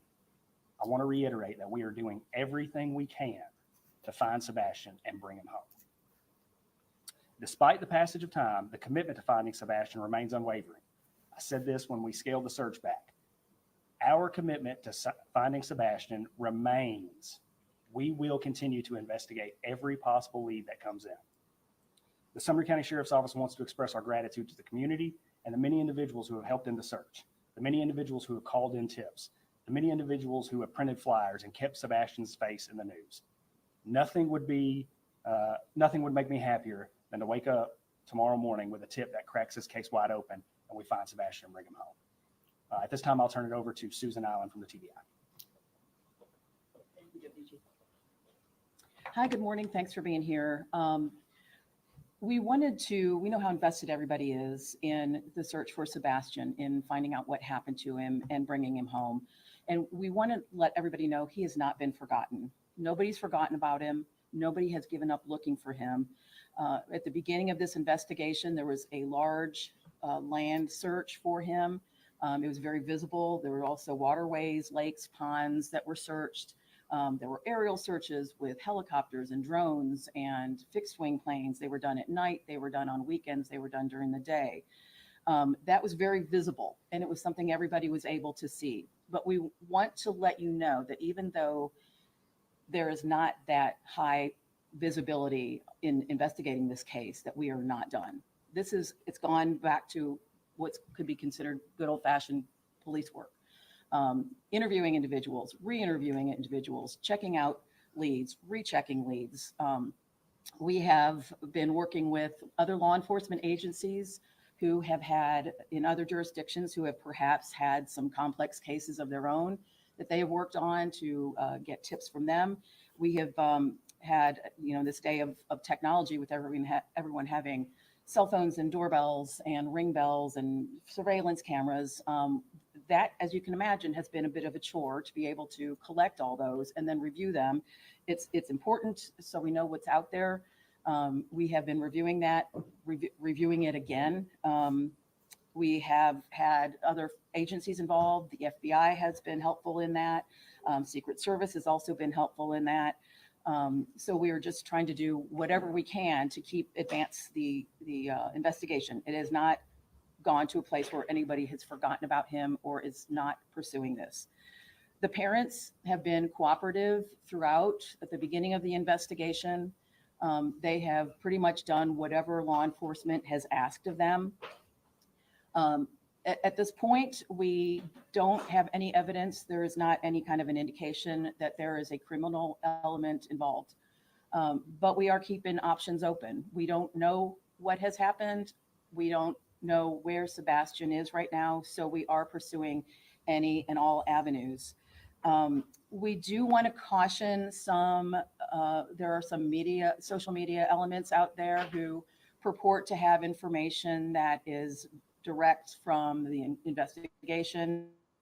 I just want to reiterate that is not the case. Some of the information that is being provided on some of the social media channels is inaccurate, incomplete.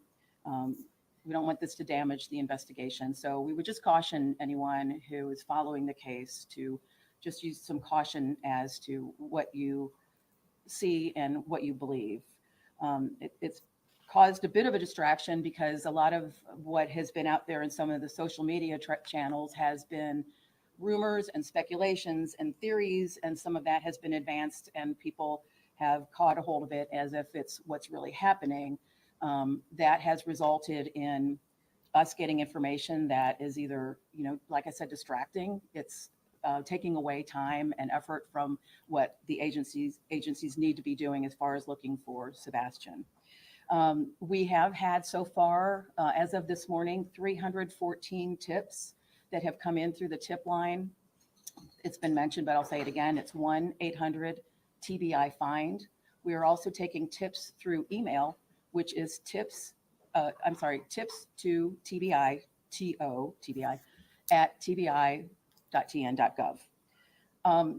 What's next? We want people, as Chief Deputy said, to continue to remain vigilant, get Sebastian's picture out there, continue to share his picture, his information.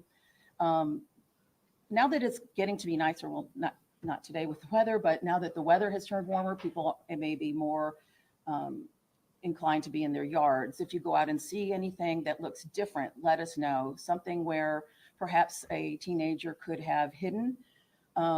If you have a large amount of property in the area or something that has any kind of holes or unstable footing or ledges where a teen could have gone to hide or to play, and you don't feel comfortable checking it out, let us know. We'll get somebody from law enforcement to go out there with you or to check it out themselves. We just want to make sure that every stone is unturned, that there's no stone left unturned, that we want people to make sure that we are looking everywhere we can. We do want to continue to get the tips, but please don't provide information that you might have seen through social media channels. If you have information about Sebastian, about conversations you might have had with him, things he likes to do, places he liked to go, any people he may have mentioned that are in his life, that could be helpful in finding out maybe what he was interested in. Finally, we want to thank the community. We want to thank the media. You guys have been really good about keeping his name in the public's eye. That's really important. And thank you for your diligence in providing that information out there. And as Chief Deputy said, we also want to thank the community.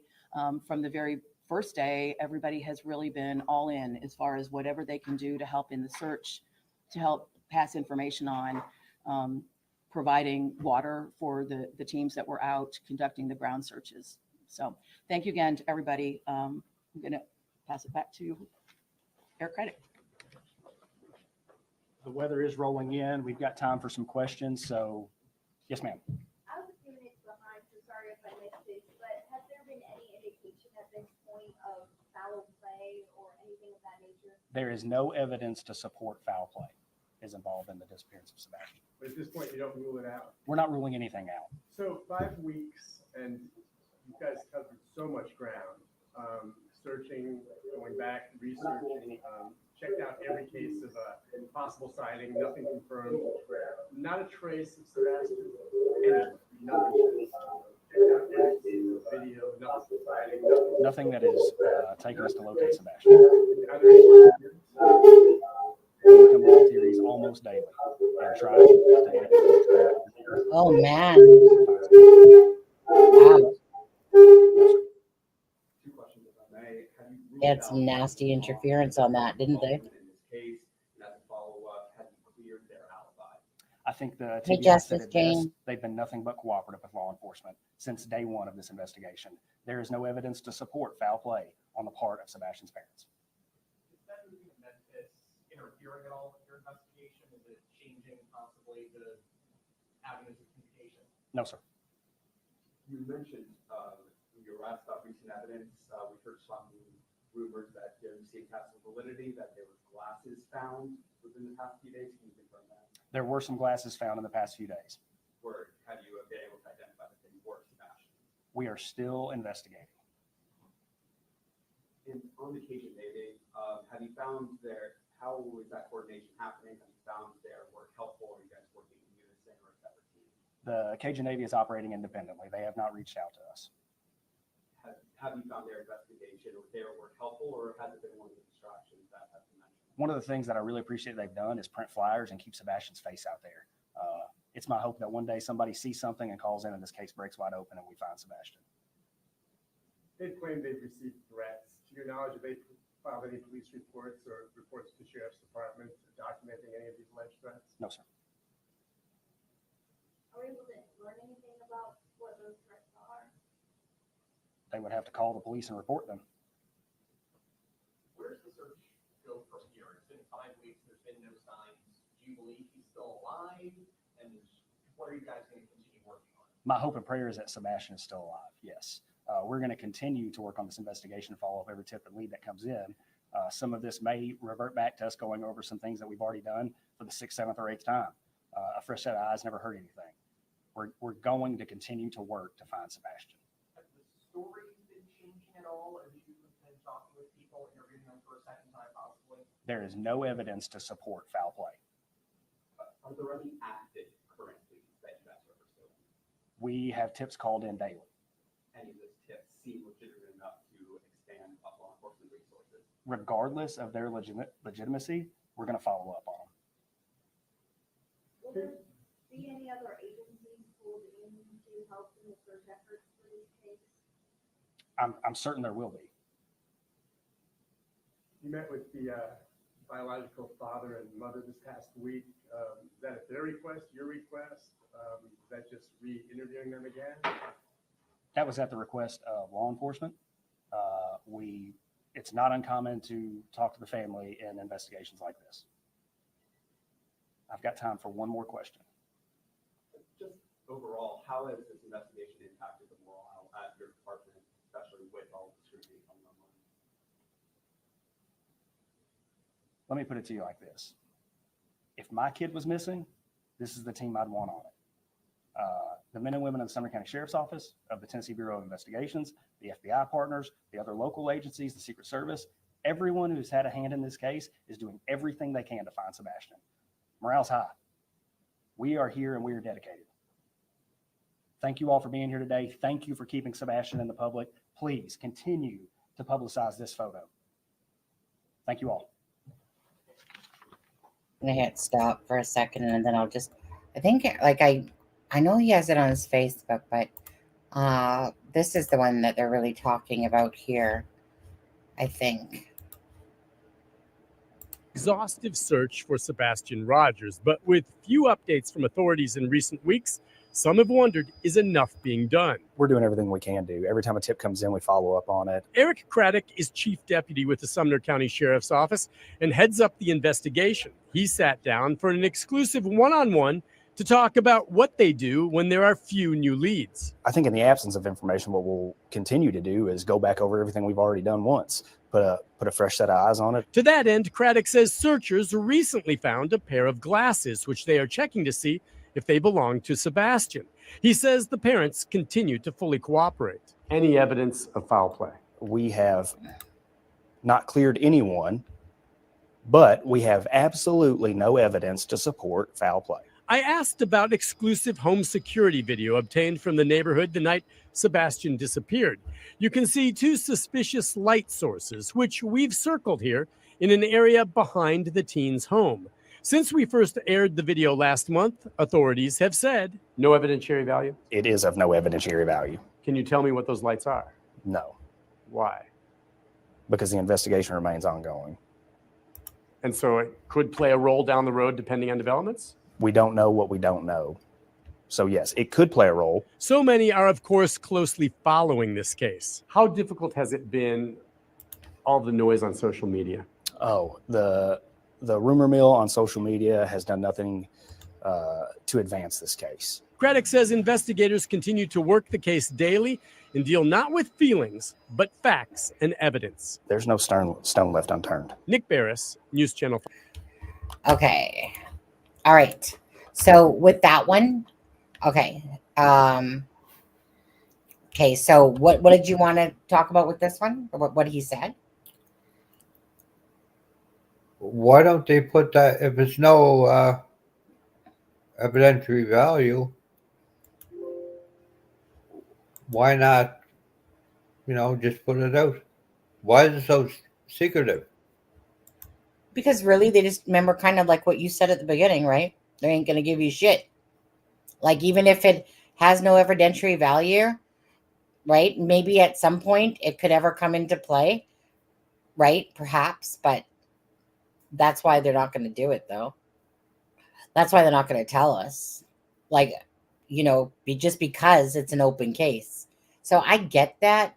I'm not thinking much deeper into it besides of that if the case is still wide open and it might come into play at some point, perhaps, and perhaps not, but they're not going to tell us like, hey, this is, but the thing is that what made me laugh is that he's saying that, then Seth turned around and said, yeah, I saw the whole video. It was a garbage truck.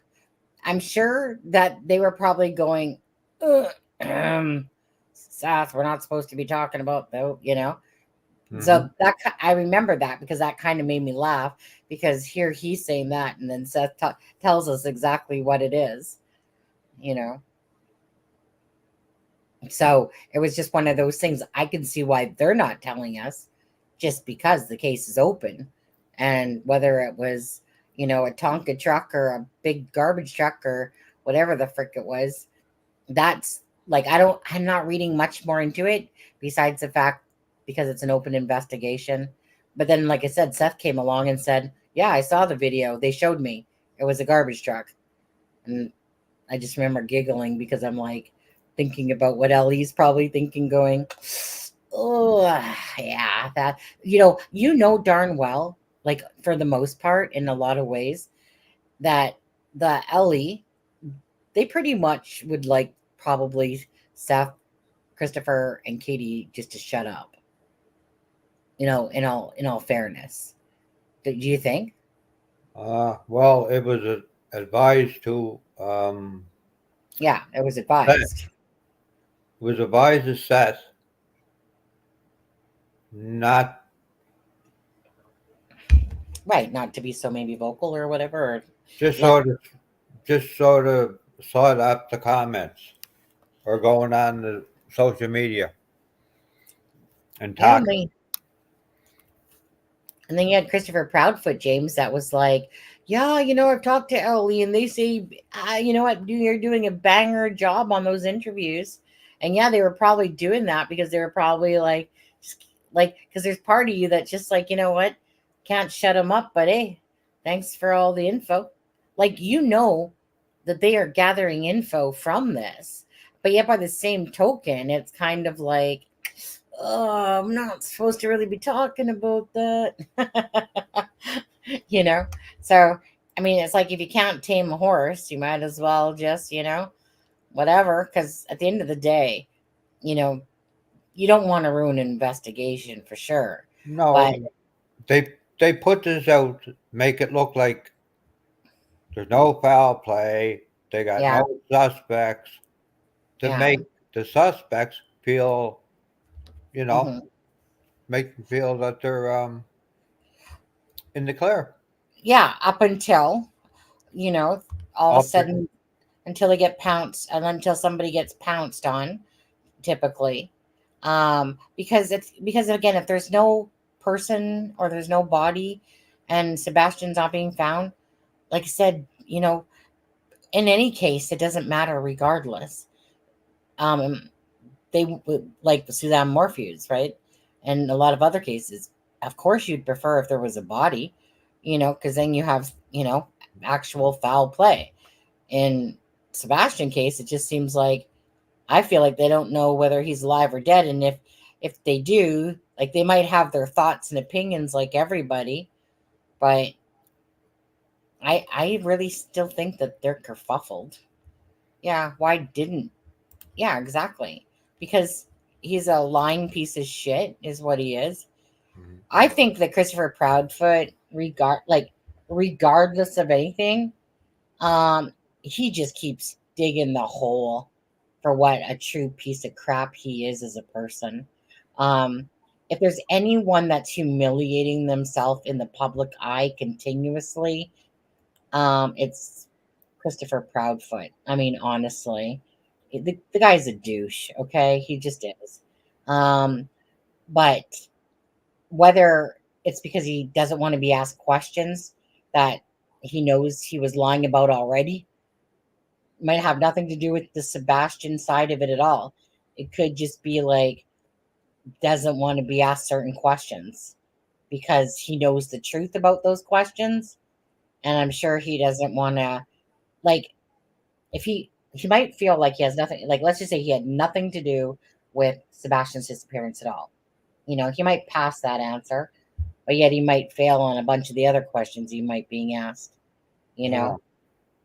What do you yeah, like,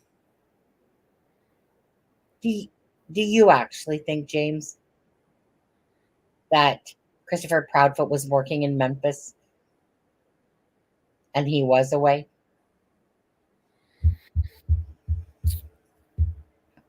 I don't have any evidence if that's, you know, I really No. can't say. But when he states that 3 hours and 37 minutes, Door to and, door.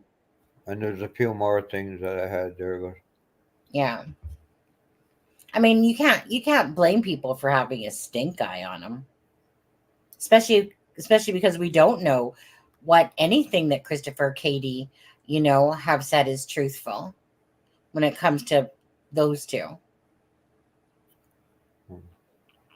Like that's just it. Like that's the bottom line is it was at Katie's and Chris's home. It wasn't at Seth Rogers' home. It was at Katie's and Seth's home. So of course they're going to be the target mainly over Seth. If Seth is at work and has an alibi, and it's not like Sebastian was at his home, of course. But you can always get a buddy of a buddy. Right. You know right. what I mean? To do something. I get it. Right. Just trying to, I don't know, say something without saying something. I get what you're saying. I get what you're putting down. But yeah, thing is that usually the actions of somebody that's guilty of something would not do the actions of what Seth is doing. That's the difference. So Chris Watts, Scott Peterson, when people do those acts of somebody's missing that they love, and then their actions show that they're not doing, or Barry Morphew show that their actions aren't doing what a typical person would normally act like or be like or say or do, right? Like if you're a husband and you're not helping out in the search, hey Barry Morphew, and stuff like that, it says a lot. Like, did you love your wife, or you know what I mean? So meaning, but Seth is showing the actions to me of somebody that has no link at all to Sebastian's disappearance. For me. Well, I'm sure this case will come to a crack soon. Night, Robin. Yeah, so let me just ask you. 1 month, 2 weeks, 3 months, this year? Depends if they get that solid evidence. One more little piece of evidence probably blow this case apart. Mm-hmm. It's one of those things, right? Like, it's one of those little things that go, well, how can you explain that a child would run away but wouldn't take any of this stuff? How can you explain that there's cameras on many different properties? So how did a camera not catch him? So when you think about, well, you're just trying to think of, okay, from the house, if he left, what is there to show that he left? Well, he didn't take any shit that he should have, right? Like, why wouldn't he take his freaking Nintendo Switch if he was freaking running away or leaving? Even if he was with somebody. Like, come on, he's gonna sit there and go, oh yeah, like I'm gonna take my little flashlight with me. Maybe it's something that he had on him. Maybe put it in his pocket all the time, for all we know. No. Especially if it housed his keys on it, for all we know. I mean, it could have had his house keys on it. I know I have keychains like that with the flashlight that I just throw my keys on. So maybe he put his keys on on that little flashlight thing. Maybe it's something that he did and we just don't know that he did. Because Sebastian had keys for Seth's house, so chances are, if you said one door was a keypad and one door was, a key to, then maybe he had it on his flashlight keychain. So yeah, so it's like when you think of each direction of it, there's nothing that makes sense to it. I would love to know if there was mulch that was disturbed. If you heard a thud, if there was actually a thud, when you hear a thud, you think of somebody falling out of the bed. You think of a window shutting thud. I think that's what do you think of? What do you guys think of? What's the first thing you guys think of when you think of someone saying a thud?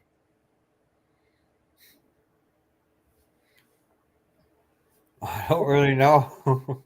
Come on now, James. When Katie said that she heard a thud, what's the first thing that went through your mind?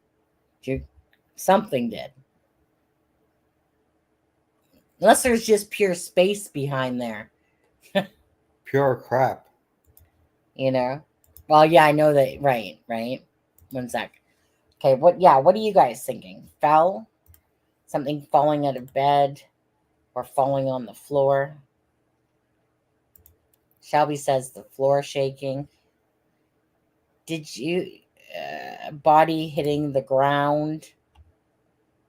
Did you see where the stuff about Stacy Peterson's sister believes she found her? Yes, I did. Yeah, I already seen that. Yeah, that was like last week. That one that you're speaking of. Body hitting the ground, thud. Man, remember, James, again, if he would have went out the window, we would have heard him. Oh, yeah. Says Christopher Proudfoot. We would have heard him. Yeah. That's that little thing right there drives me crazy. Because at what point do you use the word we if it was just Katie that was home?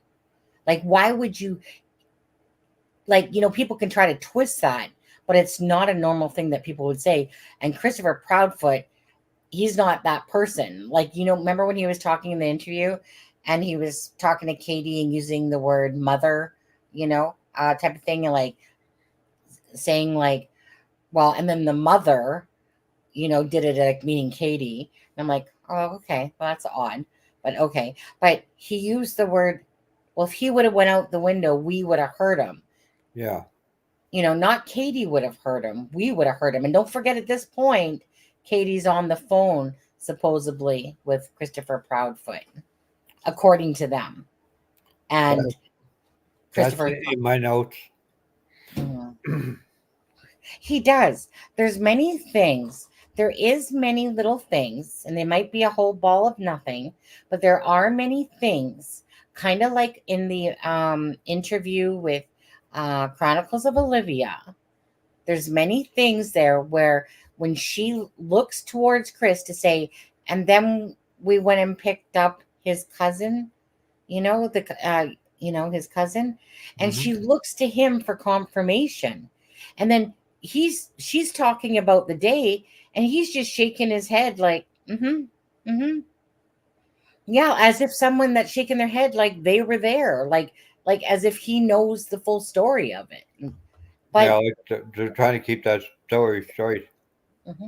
So I just mean that if we do look at a lot, and that's why it's good to go back and rewatch Smiley's World, The Duchess. Go back to the first one, guys, right? Do it perhaps.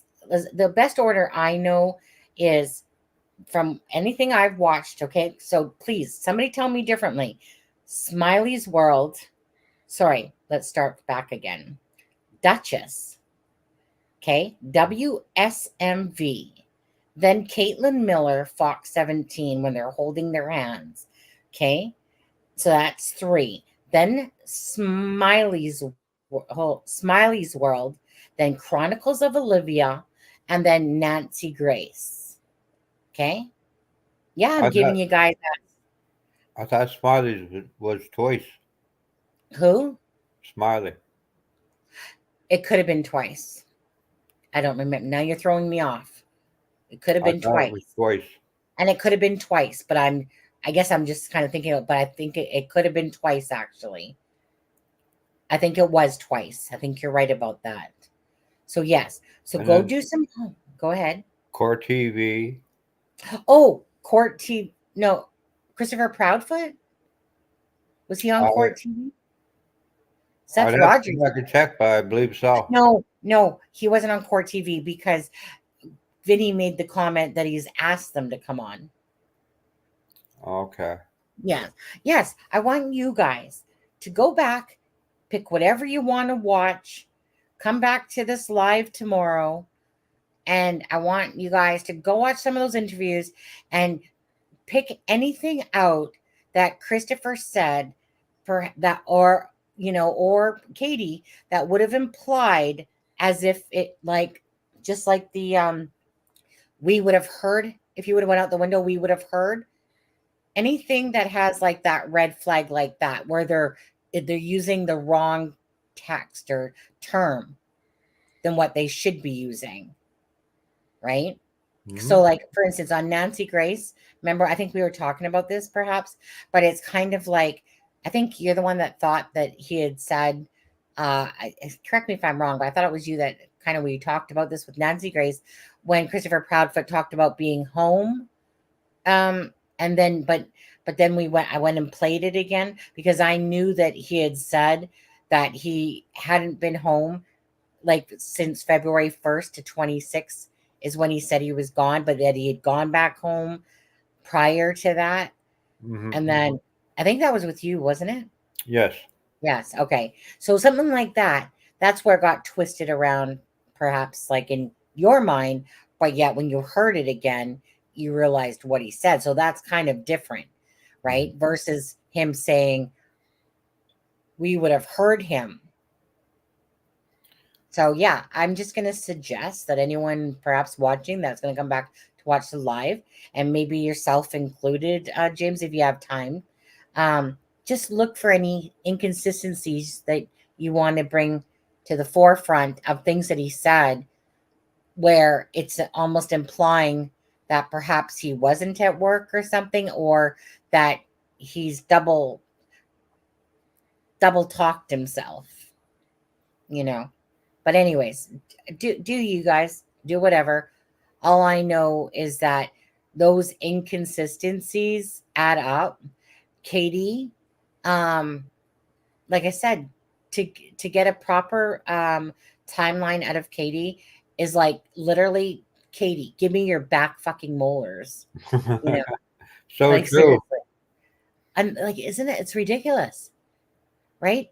One minute she's talking about how she's taken Sebastian home for snacks after they purchased them at BJ's after that colossal popcorn. No point does she say about when she dropped off this so-called cousin. Next thing you know, but she never said that in Nancy Grace's. And heck, like I No. said, we didn't hear about the thud. So many different. We didn't hear about the flashlight. Yeah. So It's too much. And then you got other people talking, and you have to listen to all the other stuff. mm, You got to yeah, you just got to be tunneled on yeah, the interview. yeah. You got to try not to let all this other stuff slide, you know? Right. Yeah. So just quick. So I gotta get going because my husband, he wants to go to bed. He's tired as shit. And tomorrow's Friday. So, if you want to come back up tomorrow night, feel free, James. But tomorrow we'll do, like I said, we'll talk about, try to find out some of these inconsistencies. Hopefully, some of you guys in chat there will go listen and see if you guys hear anything that you want to bring up in chat, type of thing. Like, we'll set a segment aside specifically for that. But other than that, what was I gonna say? You guys, yeah, there's 37 in the YouTube channel right now. 33 actually just dropped, and then there's a 48 watching from Twitter. So there's like 81. There was 84, now there's 81. Well, It's good for husbands and wives to go to bed together. Yeah, every now and again, I like to have a little bit of sex, too, as well. That counts. TMI probably for James, but you know, right. Sometimes the wife needs, and sometimes the husband needs alone time, eh? Right, James? Right. yeah, but I'm a loner now. It's a hand-to-man relationship now, James. Sorry. Yeah. No. No, Did you have a wife? How long were you married? Were you married? 35 years. Okay. And did your wife pass? Yes, last March. Oh, wow. That's recent. I'm so sorry to hear that. She was laying right here beside me, and I went to wake her up, and she wouldn't wake up. Wait, did you mention this already, or am I having deja vu? No, No. I mentioned it. I didn't say wife. I said I had a loss in the family. Yeah. Because I didn't want to. Yeah. You know what though? I must say, James, I'm so sorry for that loss. Were you guys best friends? She was my friend. She was. Everything, yeah. Yeah, she was everything. And Um, this is the first time I really got to speak out. yeah. Like I said, So, it's just over a year. yeah. And for the first Oops, sorry. Well, for the first 4 or 5 months, I was like, I don't remember. right. I get it. I don't remember the funeral. I don't remember going down my daughter's. I don't remember. I remember at the bit at the hospital,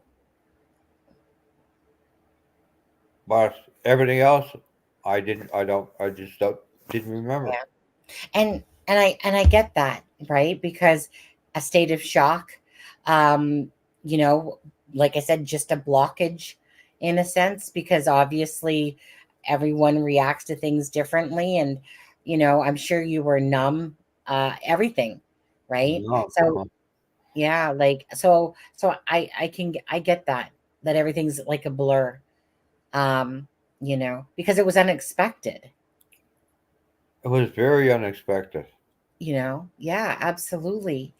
Um, anyway, can I ask you, because there's nothing that can take away the loss of a loved one, especially one that meant a lot to you and everything as a partner and stuff like that. Um, can I ask you, how are you doing now, like at this point, knowing that just over a year has gone by? Are you a little bit better, heart wise, in the heart? Very little. Very little. Lonely, I bet. Very lonely.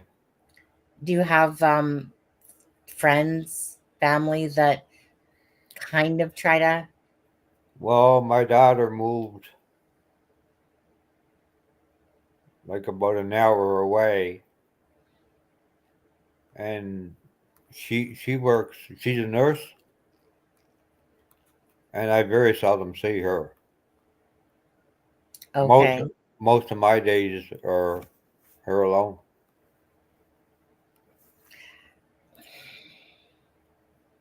Do you get lost in your thoughts a lot of the times? Yeah. I get it. I'm so sorry, because I mean, I didn't realize it was like that reason, like in a sense. But like I said, I mean, I'm one of those people, James, that, love hard, right? When I love somebody, I don't even care about another person. Um, right. My husband, like, so, I mean, I've been married 3 times. My husband I'm with is like 9 months.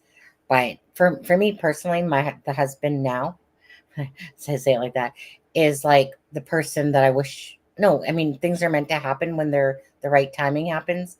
But like, I couldn't imagine my husband now, because this one's the best apple out of any, in a sense. But so just even thinking about it, Like I try to put it to people because if they didn't go through it, they don't understand. correct.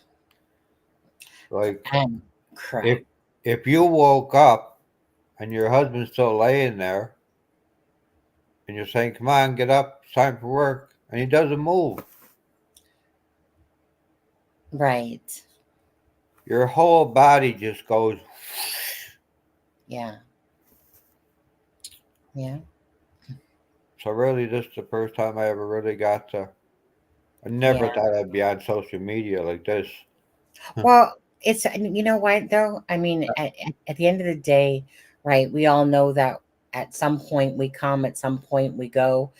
But what's always interesting to me is, like, me, I didn't ever expect to be in true crime, like, ever. So but here I sit, you know. So it's one of those things, like you said, you didn't expect to be on social media, but yet, life throws a bunch of different things our way. And sometimes we just pick the path, maybe of least resistance, or a path that we didn't think we would do. And here you are. Well, I hope, James, and I to take this to heart when I say this, nothing ever will replace that hole in your heart, type of thing, until perhaps you're passing, and depending on your beliefs of the world, if you believe that we continue on and that you'll see her again, so it really just depends on your belief on that. But just know, James, you can come in here, feel like you're family to us. Come on alive if you ask or want to. If you ever just want, because sometimes, like, this is my outlet, okay? I've had a lot of sadness of my own. Nothing to the, like, I lost my mom back in So did I. 2000. Pardon? I lost my mom. I lost my dad. Hmm. I lost my cousin, which was like a brother to me, a tight brother. When did you lose your cousin? Uh, 2 years ago. Mm. Okay. I used to take him away on the boat. Now we used to go fishing a lot. Hmm. to try to get him away from the liquor, we used to go up to the cabin and then get up in the mornings and go out fishing.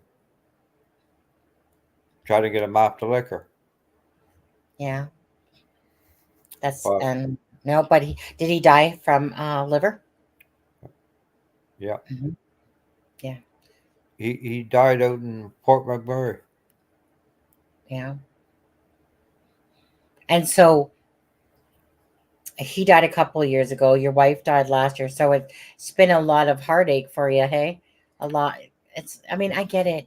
I can't even express enough inside my heart that the sadness that I'm feeling of you telling me this, because Well, I understand, because I understand, like, I'm not in your shoes, but I understand that you're a person that's going through a lot of pain. And it's hard when you lose the person you love, lose someone that's like your best friend, that's somebody that you did stuff with. And then all of a sudden it's like all that's taken away from you. And there you are, in a sense, alone, and didn't think that you'd be in this spot at this point. But here you sit, you know.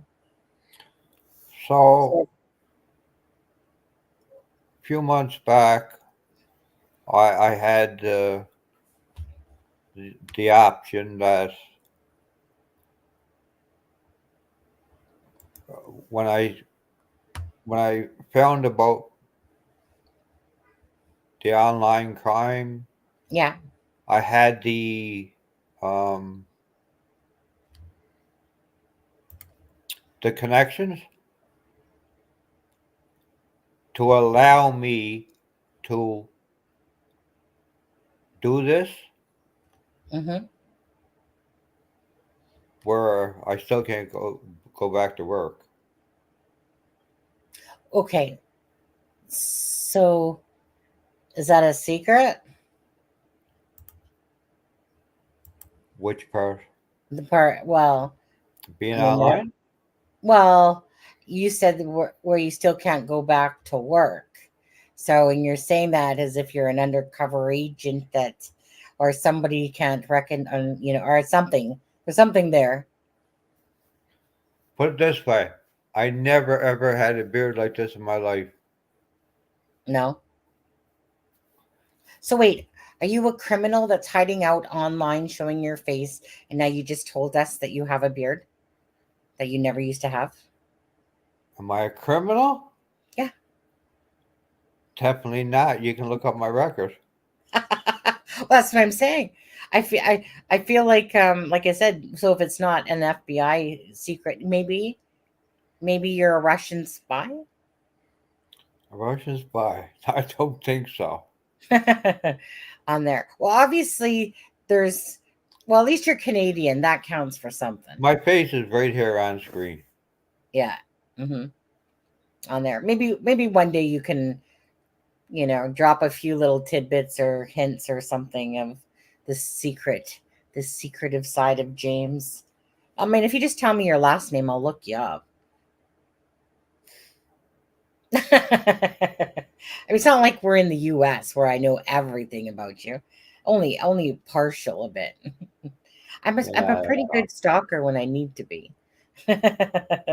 Anyways, well, James, I know that I have to get going, and I would, at some point, if it comes up again, absolutely, like I said, anytime you want to talk about anything, your best friend, your wife, or anything like that, if the conversation twists that way, again, feel free.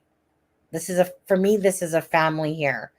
And you're more than welcome to join us and come into the chat.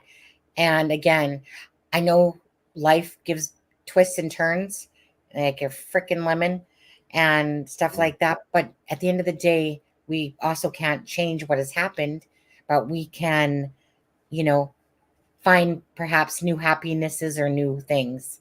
So maybe being in this space might give you, what's the word I'm looking for? A little bit of fulfillment in the heart or something, perhaps.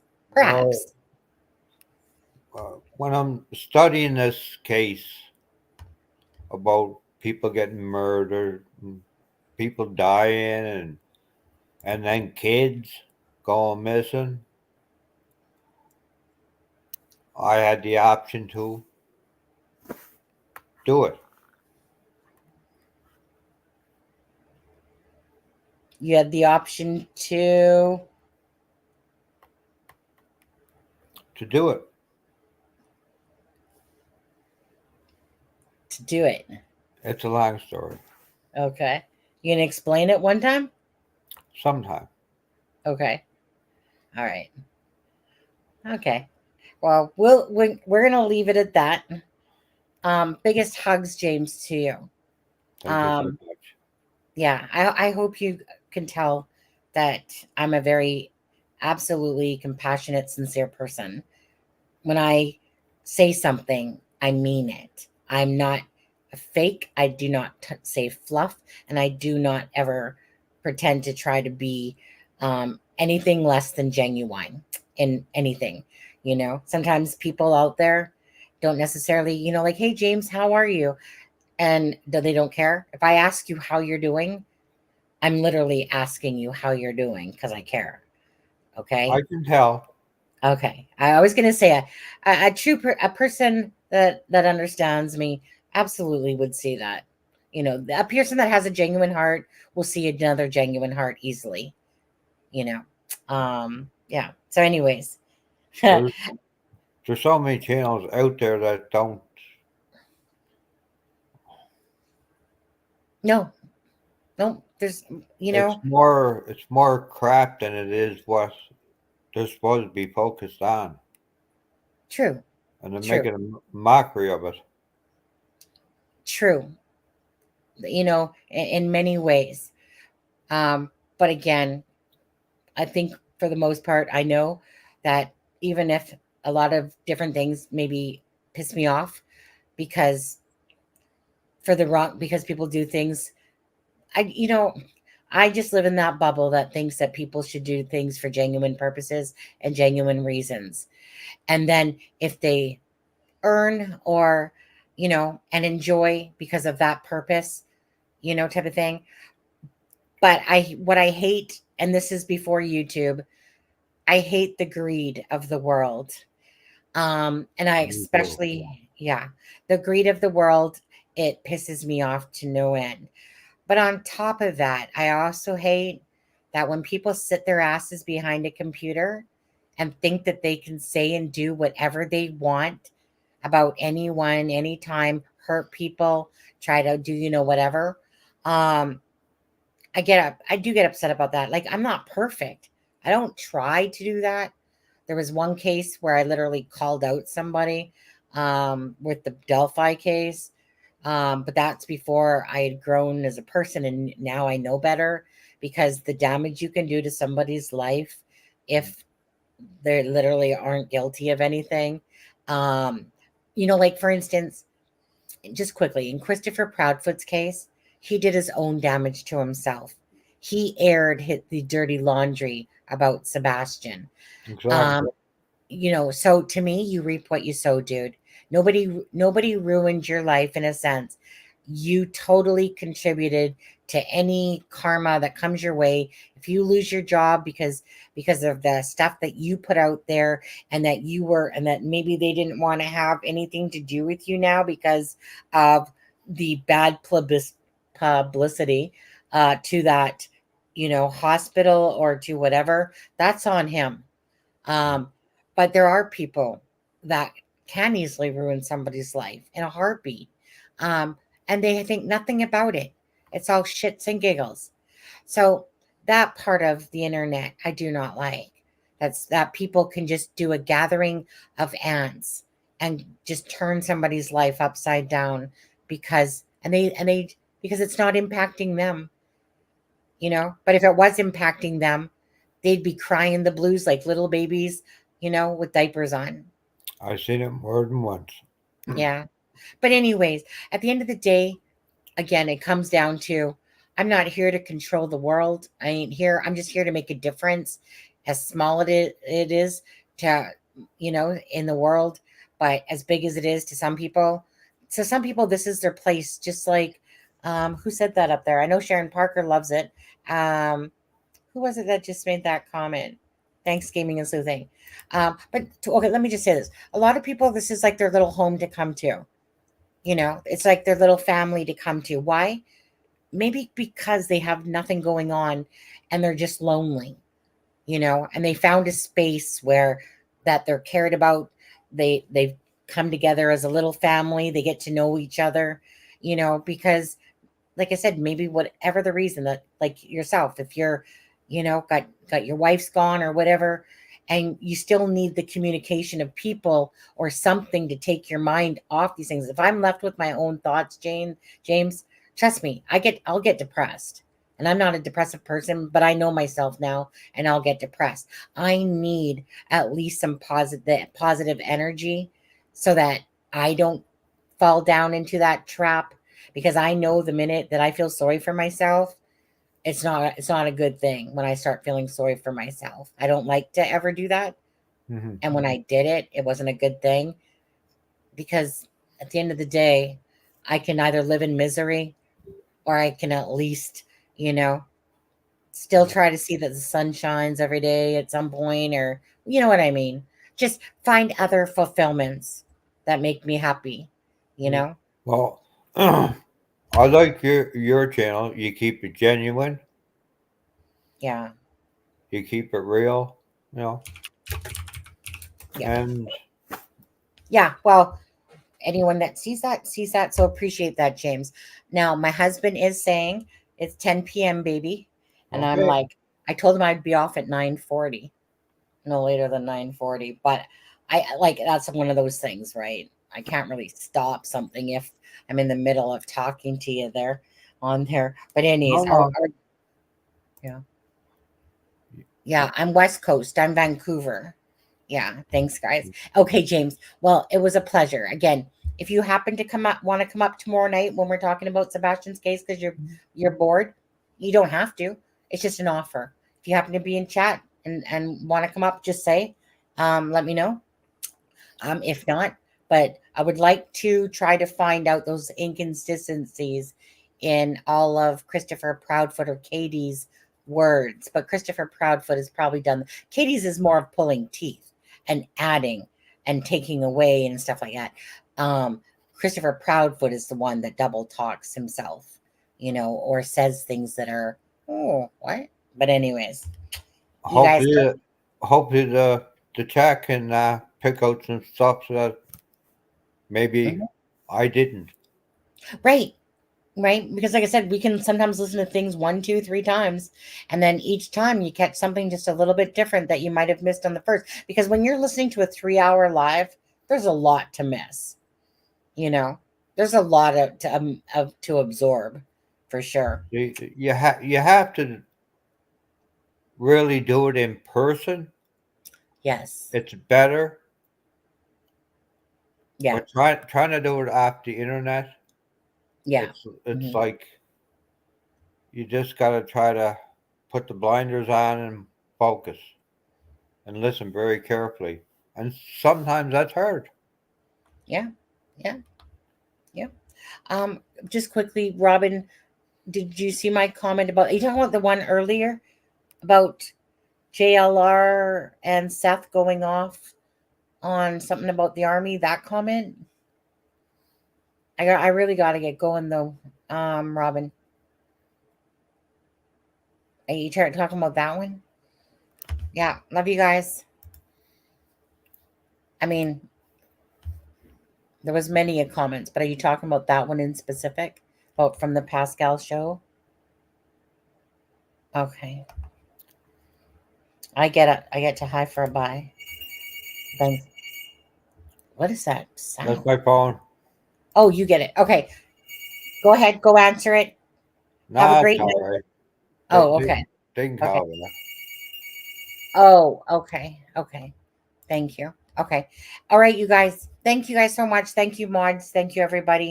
Charmaine, have a good day. Again, we'll see when that baby pops out for your grandchild, Layla, on that. James, thank you so much for joining us. And other than that, yeah, we'll see you guys tomorrow night. But it's been a pleasure. All right. Take care. Thanks. Thanks for having me. Yeah. Thanks for joining. Thanks for coming back on.